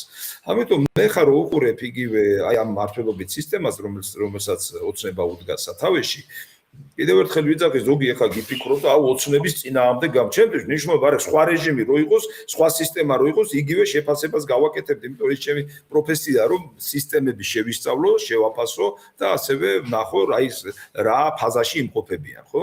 ამიტომ აქ მინდა ვთქვა, რომ დღევანდელი მართლობითი სისტემა გადამწიფების ფაზაშია. გადამწიფდა უკვე. იმიტომ რომ ჩვენ როცა ამას ვაკვირდებით, ხო, შიგნით რა ხდება, იგივე ხელისუფლების მონაწილე პირები ღიად რას ამბობენ, კულუარებში რას ამბობენ, ეს იგრძნობა. ამიტომ დღეს ამოცანა დგას უკვე ბატონი ბიძინა ივანიშვილის წინაშე, რომ მოხდეს ამის რებრენდინგი და რებრენდინგი კადრების გადაადგილებით ვერ მოხდება, რომ ეს თვითონ სისტემა კადრების რებრენდინგს არც ითვალისწინებს, უნდა შინაარსობრივი ცვლილება მოხდეს. შინაარსობრივი ცვლილებაც კიდე გასაცვლელია აქვს თუ არა აზრი, ან უნდა თვითონ მოხდეს შიგნიდან ახალი ტალღის წარმოშობა, რომელიც ახალ პოლიტიკური სისტემის საწინდარი გახდება. აი ასე უყურებ. მე მაინც ფიქრობ, რომ ახლა ამ ხელა რაღაც გააკეთა კაცმა და თუ ის ძველი ტექნოლოგიები არ ვარ გაახლებს და იქირავებს და მე მგონი ამის ცვლილებას უნდა ველოდოთ.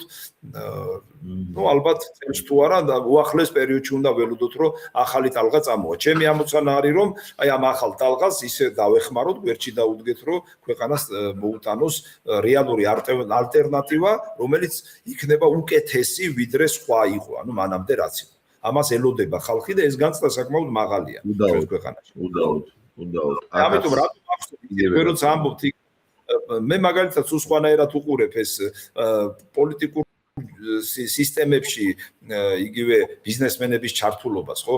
ამერიკას რო შევა, ამერიკას ხშირად ასახელებენ დემოკრატიის რაღაც ცენტრი. ამერიკა არის აი კლასიკური მაგალითი ოლიგარქული დემოკრატიის. ოლიგარქიული დემოკრატია არის ამერიკის შექმნილი.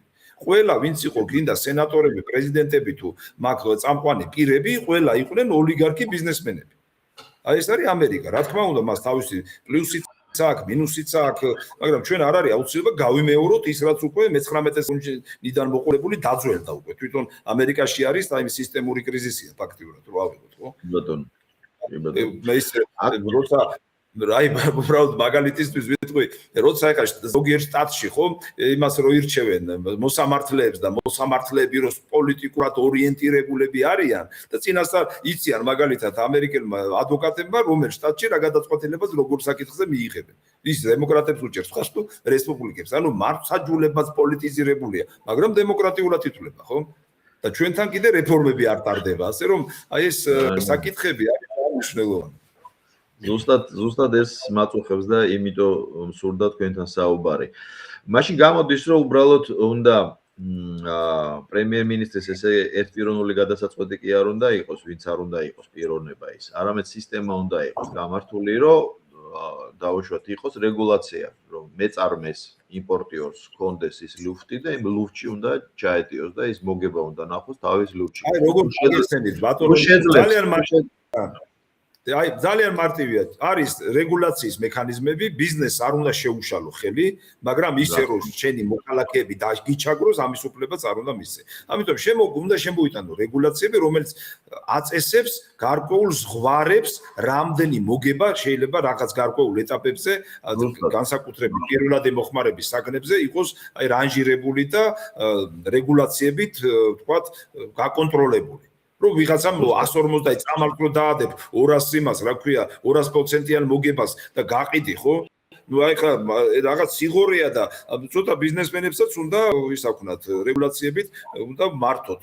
დაადონ 50-60%. ესეც უნდა დაითვალოს, რომ მათთვის იყოს საინტერესო და არა ვთქვათ დეფიციტი შევქნათ. აი ძალიან მნიშვნელოვანი სამუშაო, მაგრამ ეს სამუშაო ესე არ ტარდება, აი გარკვეულ პრობლემა. ხო, ამას არ უნდა ქონდეს პიარული ხასიათი, ეს ჩემი აზრია, მომიდევეთ. და ზუსტად იმიტომ, რომ ვინ იქნება პრემიერ-მინისტრის თანამდებობაზე, არ უნდა ქონდეს ამას მნიშვნელობა პიროვნულად, ის უნდა აგებდეს სტრუქტურის გამართულობაზე, უნდა იყოს პასუხისმგებელი, მაგრამ სტრუქტურა უნდა იყოს ავტონომიური. ზუსტად ამას გულისხმობ და უბრალოდ მე იცით რაზე დამწყდება, გული მწყდება უკვე.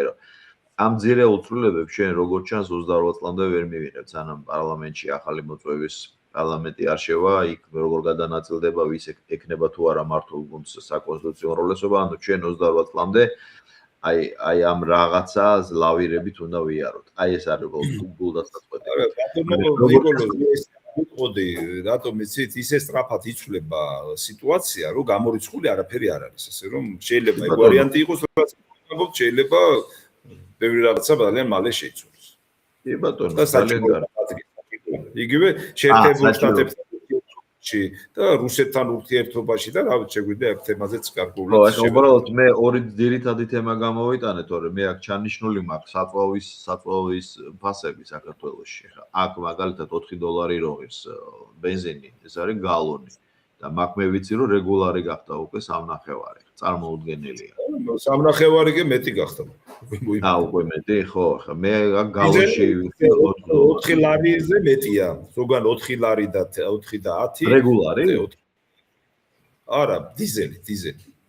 დიზელი აქ $6-მდე ავიდა. რეგულარი ავიდა 4 და 70. უი, ამხელა არის. ხო, ანუ მე ხარ საწვავის თემას არ ვეხები, იმიტომ რომ ეს უძირო თემაა, აქ რო შევყვეთ, ალბათ თელი დღე უნდა ვისაუბროთ. არ ვეხები ამ ყვადაღებულ ბინამშენებლობას, იმიტომ რომ კორპუსების შენებლობით იქნება იქ სტატისტიკურ მონაცემებში, რა თქვენ საუბრის თავში ახსენეთ, რომ რაღაცა მატება არის სამეწარმეო იმითი, რა ქვია, მიმართულებით, მაგრამ ეს ბინამშენებლობაც ბაბლია. ჩემი წარმოდგენით რაღაცა დონემდე მივადა მე არავინ არ იცის აქ ბანკების დაინტერესებაა რომ თავის უშუალოდ საბანკო სფეროს გარდა უამრავ თემებს ფლობენ მე მგონი ფარმაცევტიკის ინტერესი აქვს საბანკო სისტემაში და ასე შემდეგ აი ულევია ხვდებით ხო და ამას უნდა რეგულაცია და არ უნდა ის რომ როგორც თქვენ ბძანეთ ეხლა არ უნდა იყოს დამოკიდებული იმაზე რომ ერთი პიროვნება რომ დატოვეს პოს და მეორე მოვა მე იმ მეორის დაკლულზე უნდა გადაეწყოს მთელი ქვეყანა მე ესე ვთვლი ამერიკა სხვა რამეა ჩვენ სხვაგან ვართ რა და ავტოიმპორტიორებზე რა სიტყვით მე მყავდა საინტერესო ჩემი ძველი ნაცნობია თბილისში ვიცნობდი მას კარგად და ერთ-ერთი წამყვანი ავტოიმპორტიორია და აი ესეც რა ხრიკი რა ფანდი იყო ანუ დაუშვეს ავტომობილები 2021-ის ზემოთ, მაგრამ 4%-მდე გაიზარდა, 3.5-ით გაიზარდა, აი მათი გამბაჟება. ხო და რას ფიქრობთ ეს რა იქ? საერთოდ რატო დაუშვეს ან რა არის? ეს ხო ღიზიანი გამიხავ. თქვენ ხშირად თქვით ლობირების თემა. ეხა რა დონეზე გაკეთა ამის ლობირება მე ჩემი აზრი მაქვს იმიტომ რომ ეს უჩვენებს პროფესიონალიზმის დონეს იგივე ვინც ამ გადაწყვეტილებებს ამზადებს ხო ეხა შეხედეთ პირველი გადაწყვეტილება იყო რომ აიგრძალოს საერთოდ 2021 წლის ზემოთ მანქანები იგრძალება ვეღარ შემოიღო ხო არ შემოდის ანუ ლიმიტები წელი ცუთავი ხო, აიღურეთ ეხა როგორი თემა, მოდი ვთქვათ, რატომ შეიძლება ეს გადაწყვეტილება მიიღოს. ჩვენ რო ვიყოთ ავტომწარმოებელი და ჩვენ რო გქონდეს ეს წარმოება, პროტექციონალური გადაწყვეტილების საფუძველზე, რა თქმა უნდა, შენ შიდა წარმოებას მხარი უნდა დაუჭირო, რომ შენი შიდა წარმოება იყოს უფრო მხარდაჭერილი და გამოუშვას მეტი, ესე იგი, პროდუქცია, იგივე ავტომანქანები და გაყიდო შიგნითაც გარეთაც და მას მხარდაჭერა გამოიწვია. ეხა უყურეთ, რა თქმა უნდა, ყველა ამას აკეთებს. ჩვენ არა ვართ წარმოებელი, ამ დროს ვგრძალებთ. და ახსნა არის ეკოლოგიური თემა, ხო? რაღაც ნაციონალში მიაბა, მაგრამ ეს არის, თქვათ, აქ ხო უნდა დაითვალო სიტყვაზე. ამდენი ავტო ექსპორტიორი, ხო? ავტო იმპორტიორი. ამდენი, თქვათ, მანქანის შუამავალი, რომელიც საქართველოში ტრიალებს. ამხელა ბაზარი გაქვს. უნდა დათვალო იქიდან რა შემოგდის შენ სიტყვაზე. რა შემოსავალი გაქვს. და უნდა შეხედო მერე, თქვათ, დილერები. ჩვენ გვყავს დილერები, რომლებიც ახალ მანქანებს ყიდიან. წარმოება ხო არ გვაქვს? ახალი მანქანა Mercedes ყიდიან, ეხა ჩინურები დაიწყეს, ის რაღაც ამერიკული მანქანებიც არის და იაპონური და კორეული, რა ვიცი, ეს დილერები არსებობს, ხო? აი Tegeta Motors-ი და კიდევ სხვილი კომპანიები არის ეგეთი. სხვილებია, რომლებიც ყიდიან ახალ მანქანებს, ნაწილებს და ასე შემდეგ. თუ კი დათვლი და შეხედავ, რომ გააკეთებთ, აი თქვათ, ლობირებენ ისინი, რომ იცით რა, აი ჩვენ დილერები ვართ, წარმოებლები არ არიან, დილერები ვართ და იცით რა, ჩვენ შეგვიძლია გავყიდოთ ახალი მანქანები მეტი. ახალი მანქანები ნახეთ რა ფასია, ხო? რამდენია ის ადამიანი, რომელიც ამ ახალ მანქანას იყიდის და ყოველ წელს ხო არ იყიდეს. ეხლა აქ ჩვეულებრივი დათვლა უნდა. მოდი დავთვალოთ მაშინ, აი მე სახელმწიფო ინტერესი რა მაქვს, რომ სახელმწიფოს მეტი შემოუვიდეს. შემოსავალი ბიუჯეტში მეტი იყოს, გადასახადი მეტი იყოს, ხო? ეს მარტივი დასასრულია დავთვალოთ რამდენი მანქანა გაიყიდება ახალი და რამდენი ესე იგი შემოსავალი შემოვა ბიუჯეტში და აი ეს იმ შემთხვევაში როცა იმპორტი გაჩერდა და მეორე შევხედოთ თუ კი იმპორტი არ გაჩერდება რამდენი შემოვა იმპორტიდან და რეექსპორტიდან ხო რომელიც აი გადამზიდავები გადამყიდველები და ეს იმპორტიორები მანქანის რა თქვენ ბრძანეთ ეს ციფრები უნდა შედარდეს და არა ისე რომ ვიღაცას მოსწონს ესა და მოდი ეს აბრძალოთ და იმან მეტი მოგება მიიღოს ხო თუ კი ეს გამართლებულია სახელმწიფო შემოსავლებით მე ვიტყოდი რომ მაშინ ეს სწორი გადაწყვეტილება მაგრამ ვერ ვამბობ ამას რატომ იცით ჯერ აგრძალეს და მე თქვენ იცი რა ჩვენო გავითვალისწინეთო და მოდიო ისაო გადასახადი გავზარდოთ და არ აგრძალოთ დაამშრალოა ამას მოვაბავ კიდე ეს თემა ესეთი მიდგომა ხო სხვა მიმართულებითაც უნდა იყოს ყველა მიმართულებით უნდა იყოს რატომ ჩვენ ეხა როგორ აგვაქვს იცით რას ნიშნავს შენ პროტექციონალისტური თქვათ ორიენტაცია იგივე შენ წარმოებას ხარი რომ დაუჭირო ჩვენ უნდა გამოვიდეთ იქენა რა რესურსი გვაქვს ის წარმოება უნდა განვავითაროთ, რომ ის იყოს იმცე დონეზე, ესე იგი წარმოებული, რომ ექსპორტზე გაიტანოს და ქვეყანამ შემოსავალი მიიღოს. სამუშაო ადგილი შექმნა და რა. ხშირად მithქვამს, აი ძალიან მარტივი მაგალითი მოყავს ეს ჭიათურ მანგანუმი. ხო? ამხელა კომპლექსია ჭიათურ მანგანუმი. აი ხე შეხედეთ, ხო? მიბმული არის ზესტაფონის ფერო შენადნობებთან. ეს ერთი. მერე არის უამრავი მცირე საწარმოები, რომლებიც იყენებენ ამ იმას, რა ქვია, მანგანუმს ჭიათურის მადანს, გამდიდრებულ მადანს და აწარმოებენ მცირე საწარმოები იმაში ზესტაფონში და რუსთავის სავსე. ფაქტიურად რომ აიღოთ, რასაც უშვებს ზესტაფონის ფერაშენადნების ქარხანა, ეს მცირე საწარმოები რომ აიღოთ, თითქმის რაოდენობრივად თითქმის ერთნაირია.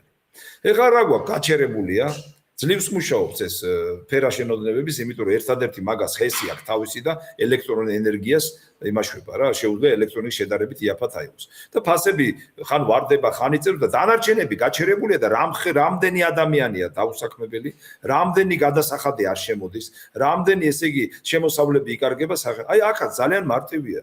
შენ პროტექციონალისტური სამუშაო როგორ უნდა ჩაატარო? როცა შენ უყურებ, რომ დაწყებული მადნის წარმოებიდან, მოხმარებიდან და საბოლოო პროდუქციის წარმოებიდან, ხო? ხო უნდა გაყვე ამ იმას. შენთვის თუ არის იქ ელექტროენერგიას დიდი ფასი აქვს და პროდუქციაში ყველაზე მაღალი პროცენტი აქვს, ხო?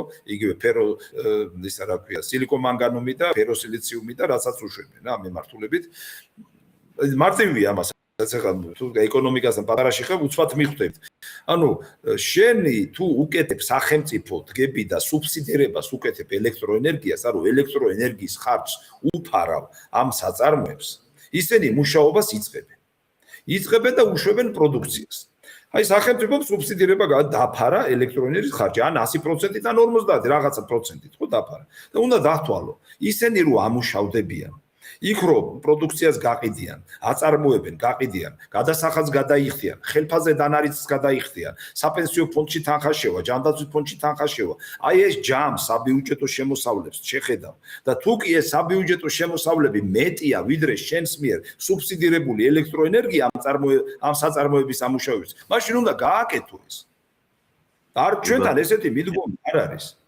აი მიხვდით როგორი თემა ესეთი შეგიძლიათ უამრავ ეხლა სოფლის მეურნეობა დაცარიელდა სოფლები ხო გამოიტანეს რაღაცა პროექტი აი ეხლა ვაერთიანებთო და როგორი პროექტი გამოიტანეს იტალიელი და სერბი ვიღაც ექსპერტებს დააწერენ ამ უყურებდი და გამიკვირდა რა ესე იგი გაუმჯობესების ნაცვლად კორპორაციული ინტერესები დავინახე უფრო ისევ უყურეთ როგორი ჯერ ერთი რომ გამოგაგდა იძახი რომ წინა პროგრამებს ვაერთიანებთ იყო ეს აწარმოე და ის დანერგიე მომავალი და აი ეს იაფი ფული რასაც ქვია რაც ბიძინა ბატონი ბიძინა ამბობდა რომ აი ჩვენ უნდა გავუკეთოთ გრანტირების რაღაცა პროგრამა ეს გრანტები იყო 50%-იანი მინიმუმ გრანტები იყო ხო მეტად ვერ იმუშავა ამან და ის ანალიზი კი არ დაიდო რომ რატო ვერ იმუშავა და ეხლა რა შეიძლება გაკეთდეს ხო ანალიზი არ არის არანაირი და ვერ იმუშავა, იმიტომ რომ გაკოტრდა ეს ფერმერები, არანაირი მარკეტინგული მხარდაჭერა არ აქვს, დაწარმოებენ რაღაცა პროდუქციას, გრანტი აიღეს, კრედიტი აიღეს და ვეღარ ყიდიან. ბიზნესად ვერ იქცა სოფლის მეურნეობა და ბიზნესმენი ვერ იქნება 1 ჰექტრიანი და იმის საკარმიდა ნაკვეთიანი თუ გინდა 10 ჰექტრიანი ფერმერი თუ გლეხი, რაც გინდა ის დავარქვა. ან მარტივი ხარ, რატო ყვები ამას, იცით? როგორი რაღაცა, მარტივია თითქოს და ამ დროს ისეთ სირთულეში გადახავთ, რომ არ კეთდება. ეხლა მიიღეს ისა ეს პროგრამა მიიღეს და როგორი მიდგომა იცით რომ საერთოდ ფულს არ აძლევენ ეუნებიან რომ ყველაფერი შენ გააკეთე ჩვენ გავაკონტროლებ და მე 50%-ს აგინაზღაურებ ანუ შენ თუ დახარჯე 1.500.000 მოგცემენ მე მილიონი ხომ უნდა კონდეს ფერმერი საიდან მოიტანს ამ მილიონს ეხლა უკვე ფერმერის ვერ მოიტანს ვერც სხვები მოიტანენ ამას ხვილი კომპანიები გამოვა რომ ეს ხვილი კომპანიები დახარჯავენ და მე ნახევარს აუნაზღაურებს სახელმწიფო. მე რა ვქონა ხვილი კომპანიებზე ისედაც კარგად აქვს საქმე და ეს გლეხი ისედაც გაქცეულია სოფლიდან. რა ვუყო, იქ უფრო გაცარიელდება ეს სოფლები. ესე იგი აქ მიდგომა, იმიტომ კი არ ვაკრიტიკებ, რა არის გასაკეთებელი, ესეც ამასაც ვეუნები და ვამბობ, რა უნდა მაგის მოგვარებას, ხო? სტუდენტი რო ვიყავი იტალიაში რო სწავლობდი, მაშინ კეთდებოდა. ჩვენთან ესე იგი ექსპერტები მოყავთ, ფულს ხდიან და იმ გამოცდილება მაინც არ მოაქვს. ძალიან მარტივად კეთდება, რატო ვყვები ხა ბატონ ნიკოლოზ სმენელის გაიგეთ. ჩუკაცი რო სოფლა დაამაგრო, მან ბიზნესი უნდა შექმნას. ბიზნესი რო შექმნა, შენ უნდა უთხრა სახელმწიფომ, ამხელა მანქანა ყავს ისა მართლობითი, ამხელა ის ადმინისტრაციული რესურსი, სამინისტროები, უწყებები, მეცნიერები, რა გამოიყენო უნდა ეს ყველაფერი და უნდა უთხრა კლიმატური ზონების მიხედვით. აი ამ კლიმატის ზონაში ეს მცენარე ჯობია, ეს ხილი ჯობია, ეს კენკროვანი ჯობია, საძოვარი უნდა გააკეთო, მეცხოველობა ყველგან მაღალწიანში, სადაც ალპური ზონა, იქ თქვა მეზროხეობა, მერძეობა განავითარო, ქვედა ზონებში სხვა ციტრუსი მოიყვანოთ, ხილი. ეს აი როგორ აიცით ზონებია, სადაც რისკი არის ნაკლები. ანუ რისკი თუ ნაკლებია, მოყავს ის პროდუქცია ნაკლებად რისკიანი, ეს ერთი. ამაში ეუნე. მე აერთიანებ ამ ხალხს. ამას ვინც აწარმოა, ხო? აი აერთიანებ და ეუნებ. აი თქვა იმაში ხა ნინოწმინდაში ვაკ იქ პროექტები ნინოწმინდა გავახსენე. ფერმერები ეხმარები, რომ კარგი ჯიშიანი ძროხები ყავდეს. მე ეუნები, აი კი ბატონო, გიკეთებთ სისტემას რძის შეგროვების, რძის გაციების, ვაშენებთ აგერ თქვენ გაერთიანებთ კოოპერატივში და გეხმარებით, რომ აგიშენოთ რძის გადამამუშავებელი ქარხანა. ანუ თქვენ აგროვებთ, ყვებავთ და რძეს აბარებთ. თან თქვენ მეპაიები ხართ, პირველადი მწარმოებელი მეპაიე უნდა გახადო. მას არ უნდა ნერვიულობდეს რძის ფულს, როდის მიიღებს, რძის ფულსაც მიიღებს, დივიდენდიც უნდა მიიღოს. და ამ რეალიზებაში შემდგომ უნდა იყოს სერიოზული მარკეტინგული ჯგუფი, რომელიც სწორედ შიდა და გარე ბაზრის რეალიზების თემა ექნება ათვისებული, შიდა დაკმაყოფილებაზე და ექსპორტზეც იზრუნებს. ეს არა მარტო რძეზე ვთქვი, საკონსერვო, ეგ პამიდორი მოიყვანეს თუ მოცი მოიყვანეს, თუ ვაშლატამა დაულპათ, გაუნადგურდათ, სად გაყიდონ არიციან. და ესეთ დღეში არიან, თან სახელმწიფო ფულს აძლევდა აქამდე. და კოტრდებოდა ეს ხალხი. მაინც აბა რა, იმიტომ რომ კრედიტს იღებდნენ 50% გრანტი რო იყო, ფული არ ქონდა, დაიღეს კრედიტი. კრედიტი შეღავათიანი მათ შორის. პროდუქცია ვერ გაყიდეს, მარკეტინგი არ ქონდათ, შეფუთვა არ ქონდათ, გასაგება არ ქონდათ. აი ეს სტატისტიკა როგორ აიცით? აი ვიტყვი რომ აი დავხარჯე 100 მილიონი და 1000 თუ 10000 ფერმერს დავეხმარე. ძალიან კარგია. და შედეგი მიხვდით რაზეა? შედეგზე არავინ არ ლაპარაკობს. ეს მაგალითისთვის მოვიყვანე, ბევრი რამის გაკეთება შეიძლება, მაგრამ პრობლემა რაშია იცით? აი იტყვიანი ხა რატომ არ იმიტომ არ კეთება, რომ სისტემას ჭირდება შინაარსობრივი რეფორმაცია, რაც აქამდე მე მოვხდი. შეიძლება მინისტრი ჭკვიანიც იყოს, მაგარიც იყოს ნებისმიერი, მაგრამ რეფორმატივა ამგვარ სიტუაციას აჯადი და ამას ვერავის ვერ დავაბრალებთ. იმიტომ რომ ამოცანა როცა დგას, რომ შენ სახელმწიფო მდგრადობა, პოლიტიკური მდგრადობა უნდა შეინარჩუნო, იქ შენ შეიძლება სოფლის მეურნეობაზე ნაკლებად იფიქრო. მაგრამ უკვე ეხლა მოდის ის პერიოდი, როცა მოხდეს უნდა სერიოზული ტრანსფორმირება სისტემის, რომელიც სწორედ რეფორმებს და საჭირო გადაწყვეტილებების უზრუნველყოფას და რეალიზების საშუალებას შექმნის. აი ეს არის, რომ შევკრათ ეს ამბავი რა, რა თქმა უნდა. ხო, ძალიან კარგი. მოხარული ვარ, რომ თქვენ ეს შეფასება გააკეთეთ და დასკვნის სახით წარმოადგინეთ. ბატონ ლევარ, საგარეო პოლიტიკას რო არ შევეხოთ, არ შეიძლება და რამდენიმე დღის წინ თქვენ ძალიან კარგი განცხადება გააკეთეთ, აბსოლუტურად გეთანხმებით იმაში, რომ მეც სულ ავითარებ იმ აზრს, აი რას გულისხმობ, რომ არ შეიძლება საქართველოს ხელისუფლება ეწარმოებია 4 წელიწადნახევარი ისეთი ნეიტრალური პოზიცია სამხრეთ კავკასიაში რუსეთის მიმართ გულისხმობ, არ შეუერთით ისეთ სასანქციო პოლიტიკას, რაც ჩვენ დაგვაზიანებდა და გამოიწვევდა ზედმეტ გაღიზიანება ჩრდილოეთი მეზობლის და რიგი ნაბიჯები გადაიდგა ჩვენი ქვეყნის ხელმძღვანელობისგან, რასაც მე მართლა მივესალმები.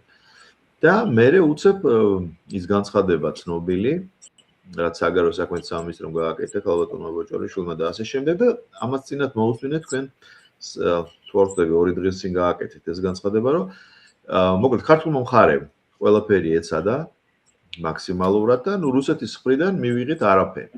ანუ ჩვენი კეთილი ზრახვები, ჩვენი კეთილი სასიკეთოდ გადადგმული ნაბიჯები ფაქტობრივად გამოვიდა, რომ იგნორირებულია და ვინმე კირიენკოს დონეზე გადაწყდა თურმე რუსეთ-საქართველოს ურთიერთობა. და ძალიან გული დამწდა, იმიტომ რომ მეც ვერ ვცემდი ჩემ თავს პასუხს აქაც როცა ვსაუბრობდი, რომ აი მაშინ რა იყო ეს 4 წელიწადნახევარი ეს ჩვენი ლოიალური დამოკიდებულება. და აქვე მინდა რომ რა თქვენ ახსენეთ, რომ ამერიკის შეერთებული შტატების გააქტიურება სამხრეთ კავკასიაში, რაც გამოწვეულია ბუნებრივია ირანთან კონფლიქტით და აი ამაზე მინდა თქვენი აზრი, რომ გითხრათ, რამდენადაც შეძლებს რომ გაშალოთ ეს თემა. კი ბატონო, ეხლა ეს დიდი თემაა, შევეცდები უფრო კომპაქტურად. როგორც თქვენ გინდა, ჩვენ ლიმიტი არ გვაქვს, სადამდეს თქვენ შეძლებთ? კი ბატონო, უყურეთ როგორი სიტუაცია, რომ შევხედოთ ეხლა. ჩვენ ხა რუსეთს ჩვენ ვერასად ვერ გადავიტანთ. ყველაზე დიდი საზღვარი გვაქვს და ყველაზე დიდი სავაჭრო ურთიერთობები გვაქვს რუსეთთან. ეს ფაქტია ის, ხო? და რა თქმა უნდა, ჩვენ უნდა ვეცადოთ, რომ ეს საკითხები იყოს განვითარების ფაზაში. და მეორე თემა, რუსეთს აქვს ოკუპირებული ჩვენი ტერიტორიები, მიზეზებს გავანებოთ თავი, ეს კიდე ცალკე ის თემებია და ოკუპირებული აქვს და მათი მხრიდან ეს არის აღიარებული და ისინი ამბობენ, რომ ჩვენ ვაღიარეთ ეს ტერიტორიები, ჩვენ ვეძახით და სხვა ეს გაეროს დონეზე და არის დაფიქსირებული, რომ რუსეთს აქვს ოკუპირებული. ანუ მათ შექმნეს სამართლებრივი რაღაც საფუძველი და ამბობენ, რომ ეს თვითონ ცალკე რაღაც კვაზი სახელმწიფოებია, იგივე აფხაზეთი და სამხრეთ ოსეთი, ჩვენთვის კი აქვს ოკუპირებული ტერიტორიები. ეხლა უბრალოდ ვამბობ, როგორი სიტუაცია. ეხლა რო შევხედოთ ჩვენ ხო რუსეთ-საქართველოს ურთიერთობები, ვინც არ უნდა ყოფილიყო ქვეყნის სათავეში, ყველაზე მნიშვნელოვანი თემა, რომ გადაწყვიტოს, ეს არის, რომ საქართველოს ტერიტორიული მთლიანობის საკითხი მოაგვაროს. ან შეიყვანოს მოგვარების ფაზაში.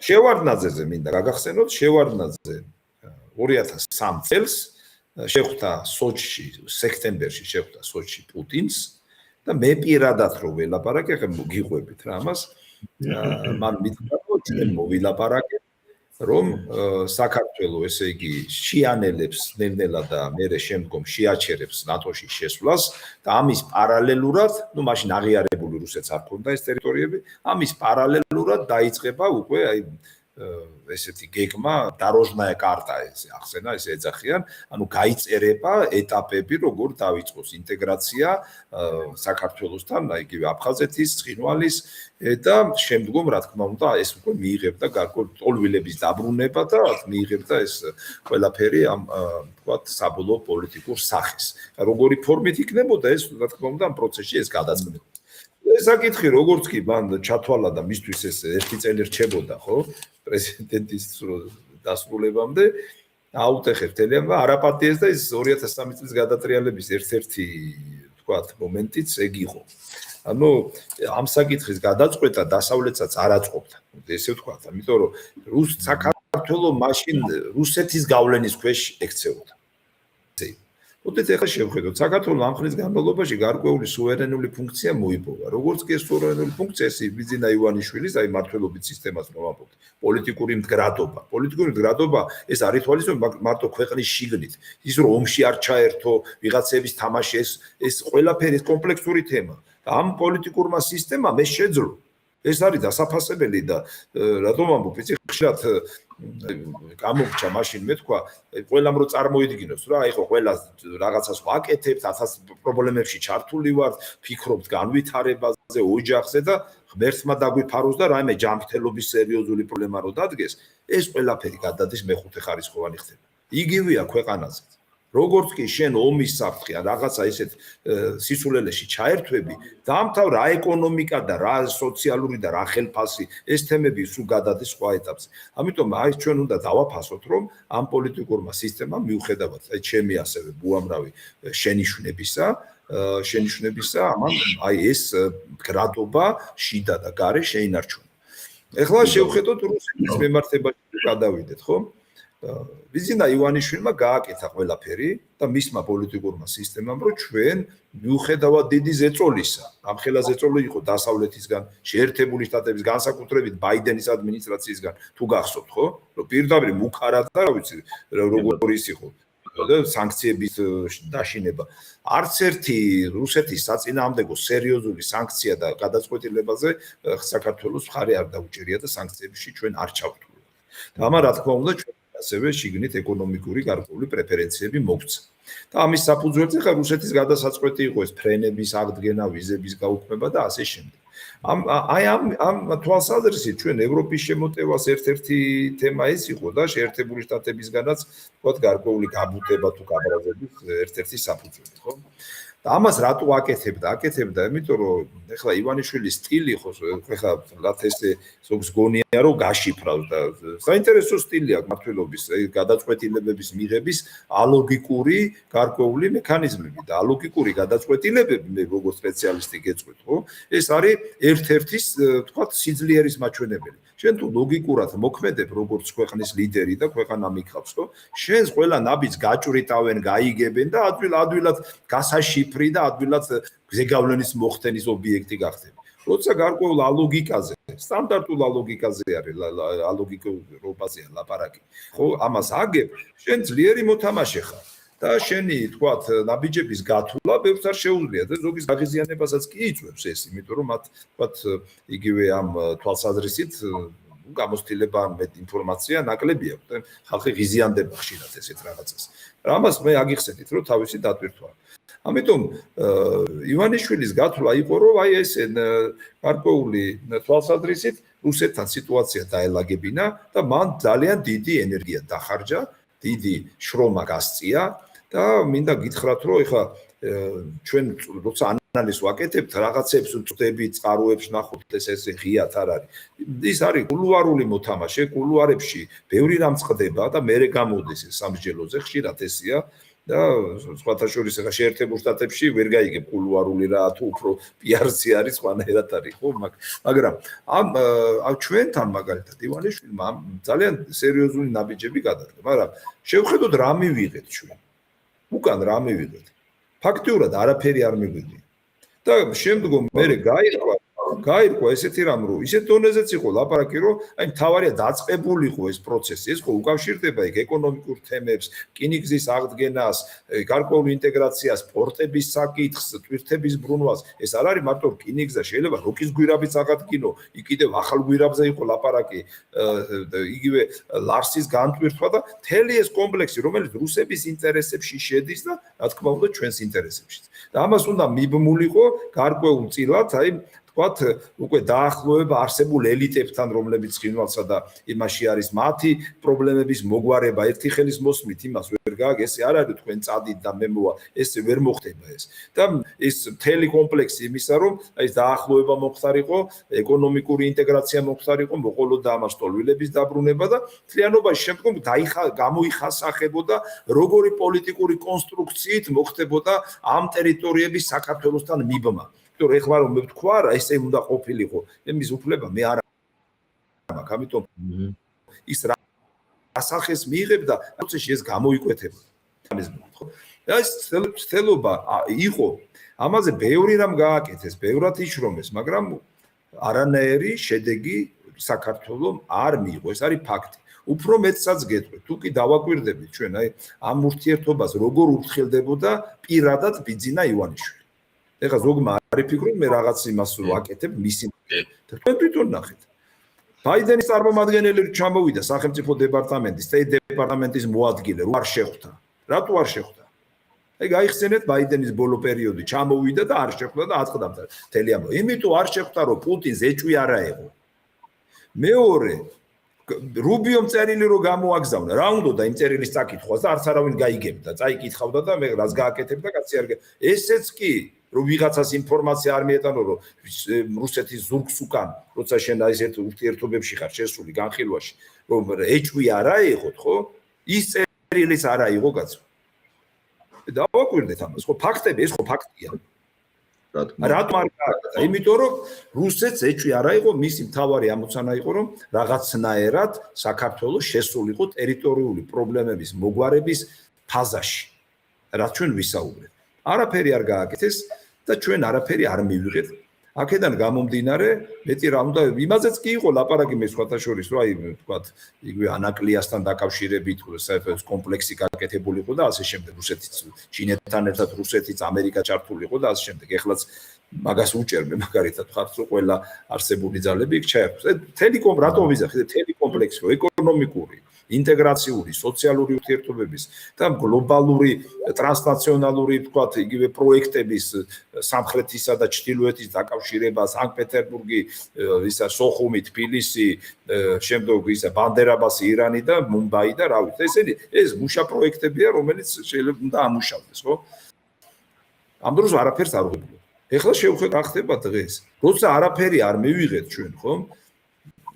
გაფუჭდა ურთიერთობა და ბოჭორიშვილი ხა თავის ინიციატივით არაფერს არ იტყვის ეს ხო გასაგებია ყველასთვის ხო ამიტომ დგება საკითხი ხა ბოჭორიშვილი ამას იძახის იქიდან რაღაცა პასუხები რომ თქვენო ეკონომიკური რაღაცა გაგიფუჭდებათ ეს აროვას გამოსვლები აქ მერე სუსის მაგალითად დასკვნა დაიწერა და გავცელდა ინფორმაცია სადაც პირდაპირ წერია რომ ბატონი სერგეი კირიენკო რომელიც პრეზიდენტის ეს ვინმე არ არის რომ ბძანეთ იმიტომ შენიშვნას კი არ გაძლევთ ეს სერიოზული პოლიტიკური თამაშიაში იქ რუსეთში ეს არის პრეზიდენტის ადმინისტრაციის პროცესის მოადგილე რომელიც კურირებს უკრაინას, კავკასიას, მათ შორის საქართველოს თვითონ სოხუმელია ეს დაბადებულია იქ დედის გვარი აქვს მაგას სხვა გვარი აქვს ხო ხა არ ვიცი ვინაწყენინა ბავშვობაში იქ სოხუმში რა იყო ხანდახან ბავშვობის ტრამვები პოლიტიკაზე გადმოდის ხოლმე მაგრამ მივიღეთ შედეგად ის რომ აი რაც მივიღეთ რომ არანაირი ურთიერთობები არ ვითარდება. თან ეს როგორ ფონზე ახლა შეხედეთ რუსეთს ურთიერთობა გავფუჭდა აზერბაიჯანთან. გავფუჭდა ურთიერთობა სომხეთთან. მთელ კავკასიაში ურთიერთობა გავფუჭდა და ისინი მათ უკვე სხვა ისინი სტრატეგიული ხელშეკრულება გააფორმეს შეერთებულ შტატებთან, სომხეთმაც გააფორმა. მათ სამშვიდობო ხელშეკრულება დადეს და ეხლა ზანგეზურზე მუშაობენ და მთელი თანხები იხარჯება, როგორც ეხლა მეუბნებიან, დაჩქარებული ტემპებით გზის მშენებლობა და უკვე რკინიგზის მშენებლობა დაწყებულია, ხო? რამხელა ინტეგრაციული პროცესი აქვს თურქეთი და მთელი ამბავი. ძალიან დიდი ფული იდება. ზოგიერთი გახურებული ტვინი იქ მე ამას ეხლა როგორც ექსპერტი ვიძახი, გამოდიან და წერენ, რომ აი ჩვენ ეხლა უკრაინას რომ მოვრჩებითო, მერე მივხედავთ კავკასიას. არ ხდება ესე მარტივად. ესე იგი, რაღაც ცოტა ხო უნდა გაანალიზონ, ხო? აი როგორ აკეთე ერთადერთი რომელიც შეიძლება ყოფილიყო მეგობარი რუსეთისა და ეს პრობლემები გადაწყვეტის ფაზაში შესულიყო ჩვენთან ესეთი გამწვავებული ურთიერთობა რუსეთთან არ ყოფილა 2012 წელს. ეხლა შეხედეთ უკვე ეს განცხადებები რომ არანაირი დიპლომატიური აღდგენა არ იქნება, შემდგომ იქ დელეგაციების გაცვლები არ ხდება, დიპლომატიური ურთიერთობების აღდგენა არ ხდება, ისე დონეზე მივიდა რომ ის ვიღაცები დააკავეს, ეხლა არ ვიცი აგენტები თუ რაღაცა ვინ იყვნენ, ადრეც ხო შეიძლება დაეკავებინათ, ეხლა დააკავეს და სატელევიზიო საინფორმაციო არხები გაითიშა რუსეთის. ეხლა მაგალ არ არის მე როგორც აღარ არის არც ერთი რუსული, ეხლა ინტერნეტი შეგიძლია ნახო, მაგრამ ეს არის. ამიტომ უყურეთ როგორი სიტუაცია გვაქვს ჩვენ. ეხლა სწორს აკეთებს თუ არა, ვთქვათ, ბიძინა ივანიშვილი ამ მიმართულებით. მოდი ესე დავაყენოთ რა. ეხლა ზოგი იძახის, რომ აი როგორ შეიძლება და მოდი რუსეთთან მერე რომ უხსნები ამ ყველაფერს აზრი ეცვლებათ. მიგეთ? იმიტომ რომ ჩვენ ისე კი არ უნდა შევხედოთ, ჩვენ არა ვართ ეხლა იმ ფაზაში, რომ ვიღაცა ფულს გვიხდიდეს და როგორც ეს გამოდიან და რაც არ უნდა უთხრა, ყველაფერი რუს დაგიძახე. ეხლა მე რო ვლაპარაკობ, რუსი ხარ, რუსეთურმე დაგიძახებ. ეს არის ან გაუნათლებელი ხალხი, ან დაფინანსებული, რომლებიც ამას ავრცელებენ. ანუ უნდათ რომ ჩვენ ანალიზის და განჭვრეტის უნარი არ გქონდეს. და ამას რატო ვამბობ, იცით? ეხლა რუსეთს კარგად არა, მარტო კავკასიაში ხო ეს პრობლემები, თვითონ სერიოზული პრობლემები შეექმნა ეკონომიკური. მე მეგონა რომ დააღწევდნენ თავს და ეხლა იმდენად დაუმძიმდა თვითარება, რომ ყველა ექსპერტი რასაც თვლის, აი ეს ფასები რომ მოიმატა იგივე ირანის ომის გამო, მათ თუ ეს თუ შარჩუნდა წლის ბოლომდე, მაშინ შეძლებენ დააბალანსოს ეკონომიკა. დღეს სერიოზულ რეცესიაში არის. ეხლა მეორე ფრონტი ავიღოთ უკრაინის ფრონტი. უკრაინის ფრონტზე ადრე რუსეთი თუ კილომეტრით იწევდა, ეხლა შეიძლება 10 მეტრი თუ 100 მეტრით წაიწიოს. უკრაინელებმა შეძლეს უსერიოზულესი დრონების სისტემის შექმნა. კომპლექსური დრონები, ერთი დრონი მიფრინავს და პატარა დრონებია კიდე, იმიტომ შორს მიფრინავს. და უცბად გაიშლებიან ისინი. და ამხელად დარტყმები მეყენეს, ეგრე ტუაფსეს მთელი როსნეფტის ბაზა აუფეთქეს. ეგერ სამარამდე მიდიან და რა ვიცი, აი როგორ გითხრათ ახლა შეიცვალა სიტუაცია. კი ახლა რუსეთს მაინც ნელ-ნელა მიიწევს წინ და მაგრამ შეჩერდა ეს ყველაფერი და ავტორიტეტი და გავლენა ზელენსკის გაიზარდა ევროპის ქვეყნებზე. ეს ერთადერთი ქვეყანა, რომელსაც ბრძოლის უნარიანი არმია ყავს ევროპაში. რუსეთის მერე. ესეთი ძლიერი არმია არც ერთ ევროპის ქვეყანას არ აქვს. რომ მოინდომო მიატრიალოს ახლა ზელენსკი მიგერ გავა ეგერ იმამდე. ბრესტამდე რა ქვია, საფრანგეთის ბრესტამდე. ბრიტონში როა, ხო იცით? ეგ არის ან კიდევ უფრო უკიდურესა პორტუგალიამდე, ოკეანემდე. პორტუგალია და ის იმიტომ თქვი ახლა ეს ბრესტი. აი ესეთი ის არის სიტუაცია და რუსეთს აქ ახლა მძიმე თვითარება. ეხლა უნდა ველოდოთ ჩვენ რომ გადმოდგამს ნაბიჯს არ გადმო თუ ისევ ეხლა იმაზე იქნებიან, ნუ რა ვქნათ ეხლა უყურეთ როგორი სიტუაცია ითქვია რომ აი მე მაშინ სავაჭრო ურთიერთობები დაგვეწაბება, შეიძლება ვიზები შემოიღონ ისევ ან ფრენები აკრძალონ, ცხოვრობდნენ ესე და კიდევ ვიცხოვრებთ მაშინ, რა გავაკეთოთ ხო? აი როგორი ის არის, ამის გამო ჩვენ რა ვქნათ ეხლა არ მოდის ეს ხალხი არაფერზე და თუ რაღაცა შეგვეშალა გვითხრან მაშინ მაგრამ მე აქ ამოსავალ სხვა რამეში ვამბობ. კულუარულმა რო არის მუშავა და იქ პიროვნებებმა ეხლა კირიენკომ შეგვიშალა. აი ყურე კირიენკომ შეგვიშალა თუ ამას ის ვიცე-პრემიერი ხო კოზაკი შეეწირა ამ ამბავს ისაც გაანთავისუფლეს, რომელიც მუშაობდა ამ თემებზე, ხო? ესეც ეხლა ღიად შეიძლება ითქვას და თვითონ რუსები წერენ ამის შესახებ. მაშინ უნდა გაიხსნას ეს ურთიერთობები და ხელისუფლებამ, დღევანდელმა ჩვენმა ხელისუფლებამ უნდა დაიწყოს ღია საკითხებზე საუბარი. აი გაბუტულად და ის ბოჭორიშვილის ესეთი ფორმის განცხადებები უკვე აღარ არის. უნდა დაიწყოს ლაპარაკი. აი ჩვენ გვინდა ეს ამას გავაკეთებთ, გვინდა აღვადგენთ დიპლომატიურ ურთიერთობას, გააქვსნით რკინიგზას, გააქვსნით ვაჭრობას, პარალელურად უნდა დაიწყოს ინტეგრაციული პროცესები სოხუმთან, ცხინვალთან, პარალელურად უნდა დაიწყოს ეტაპობრივად ტოლვილების დაბრუნება და მთელი ეს კომპლექსი თემა და მე უნდა მივიდეთ ჩვენ პოლიტიკურ კონსტრუქციამდე რა კონსტრუქცია ჩამოყალიბდება საქართველოში. და ისე უნდა გავაკეთოთ, რომ ამ ეს პროცესი არ აღიქვას ამერიკამ როგორც ხელისშემწყობილ ფაქტორად. ამიტომ მათაც უნდა დაველაპარაკოთ. თუ ამაზე რუსები არ წამოვიდა, არ წამოვიდა. ამერიკის გავლენა იზრდება კავკასიაში. და უკვე ეს გავლენა აზერბაიჯანიდან, სომხეთიდან უკვე საქართველოზე გადმოდის. და მათ ესეც უნდა გაითვალისწინონ და ყველაფერი ომით და ჩეკმით არ წყდება. ჩვენ ვიცით ეს ისტორია და ამიტომ ვიძახ. ჩვენ ხა პრაგმატული პოლიტიკის გატარებით უნდა გავაკეთოთ ეს და ბალანსის თვალსაზრისით, ხო? აბსოლუტურად მე ვთქვათ, ვიზიარებ ისეთ მიდგომას, როცა ჩვენი სიძლიერე არის ბალანსში. რუსეთთანაც უნდა დავაბალანსოთ, ამერიკაც უნდა შემოიყვანოთ პარტნიორად და რა თქმა უნდა ჩინეთის გავლენა უნდა გავაძლიეროთ. ჩინეთი სერიოზული მოთამაშეა და სხვათა შორის ეხლა აი ეს ბანკი რო იყიდა Liberty ბანკი რო იყიდა ბაზისმა, რომელიც ბაზის ბანკი არის ჩინური, ხო? ბაზის ბანკი ჩინურია, ხო? ჩინეთის ნახიდია, ეს სერიოზული ჩინური ჯგუფია, მაგალითად ეს ერთ-ერთი მაჩვენებელია, რომ ეს უკვე ჩინური ბანკი გახდა მესამე ბანკი საქართველოს. ჩვენ ხო საქართველოს კი ქვია, რომ ჩვენი საბანკო სისტემა გვაქვს, ჩვენ არა გვაქვს ჩვენი საბანკო სისტემა. ყველა ის TBC და ის TBC-ის და ის საქართველოს ბანკი ამერიკელების არის და ევროპელების. ეს ჩინელების არის. ამიტომ ეს კიდე ცალკე საკითხია და ყველაზე ბანკები ყველაზე დიდად ზარალდებიან ჩვენი მოქალაქეები, მოდი ესე რომ ეს ცალკე საკითხია. ასე რომ ამ საერთაშორისო ურთიერთობებში ბალანსის სისტემა გვჭირდება ჩვენ და ბალანსის ერთ-ერთ კარგ მაგალითად მე მაგალითად ესე ვიტყოდი, ხო? ეს არის ანაკლია. ანაკლიაში შევიყვანდი ამერიკელსაც, რუსსაც, ჩინეთს თავისუფლად. ჩინეთის ოპერატორი უნდა იყოს და შეიძლება თურქეთით შემოგვეყვანა. ერთი ტვირთები ჩინეთს აქვს, რუსეთს აქვს. არის ერთ-ერთი ღრმაწლოვანი პორტი და ეს მოგცემდა ძალიან დიდ შედეგს, რომ იყოს თანამშრომლობა და არა დაპირისპირება.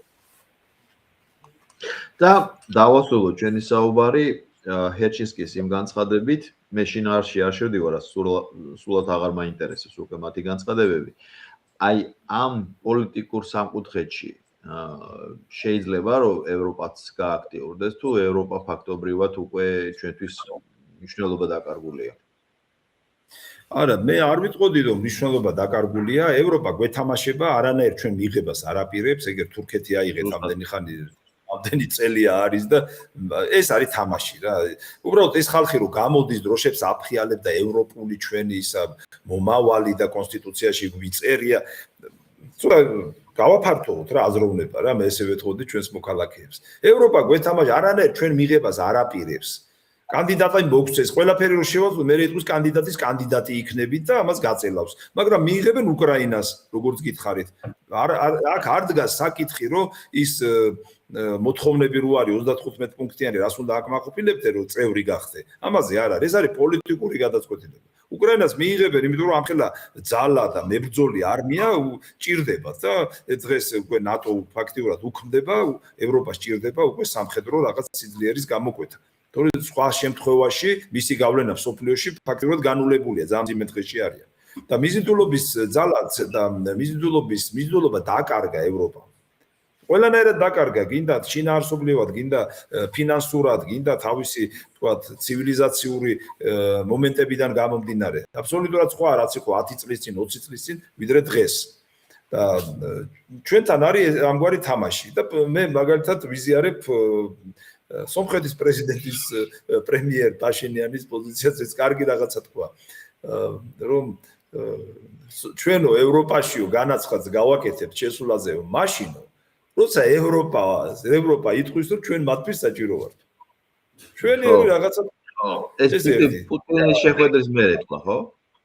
კი, მაგი გამოვიდა და თქვა ესეთი რამ და ამიტომ ეხლა თვითონაც იცის, იმიტომ დაუწყებენ ეხლა ერთი ეს გადაწყვეტე, მეორე გადაწყვეტე ნახა ჩვენს მაგალითზე, ყველა ნახა ეს ამბავი. ერთადერთი სომხეთი მეკონია ვიზა ლიბერალიზაციას მიიღებს და ჩვენ შეიძლება კარჩინსკი გამოვიდა რაღაცებს იძახის თუ სხვა.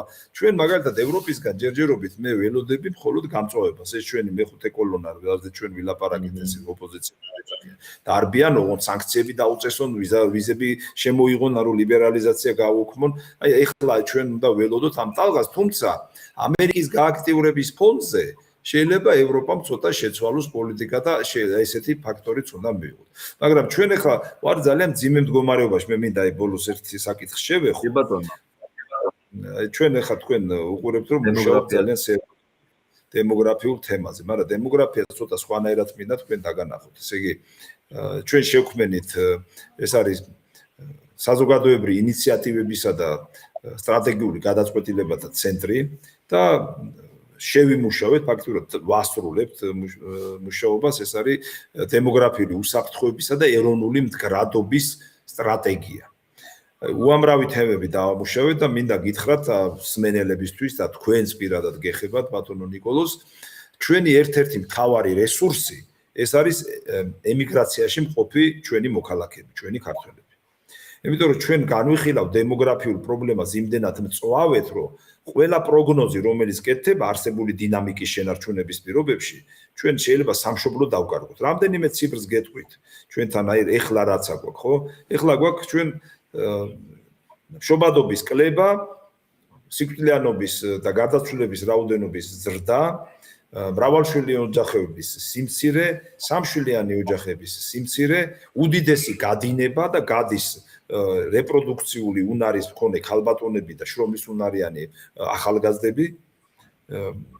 უდიდესი გვაქვს, ესე იგი, განქორწინების პროცენტი ქვეყანაში 3% გვაქვს განქორწინება, წარმოიდგინეთ რამდენი პროცენტი. და ქალების დაქორწინების ვადამ წყლოვანებამ გაიზარდა 32 წელი გახდა. და 10 წლის წინ იყო 22 წელი. წარმოიდგინეთ რამხელა ცვალებადობა. ქვეყნიდან გასული არის 1,700,000-ზე მეტი მოქალაქე. აქედან 1,580,000 არის ქართველი გასული. დააგვირდეთ. ჩვენი მოსახლეობა დღეს არის 3,700,000. აი ამ ტენდენციების შენარჩუნების პირობებში 8 წლის განმავლობაში ქვეყანა შედის დემოგრაფიულ კოლაფსში. ეს ჩვენ პროგნოზი გავაკეთეთ მათემატიკური გათვლებით და სხვადასხვა ხელოვნური ინტელექტებში ჩვენებლების შეყვანით, რომ შეგვედარებინა რა შეიძლება ყოფილიყო. და მინდა გითხრათ, ყველა შეხვევაში გვაქვს უმძიმესი მდგომარეობა. 8 წელიწადში შევდივართ ჩვენ დემოგრაფიულ კოლაფსში და შემდგომ უკვე მივიღებთ რა შედეგებს.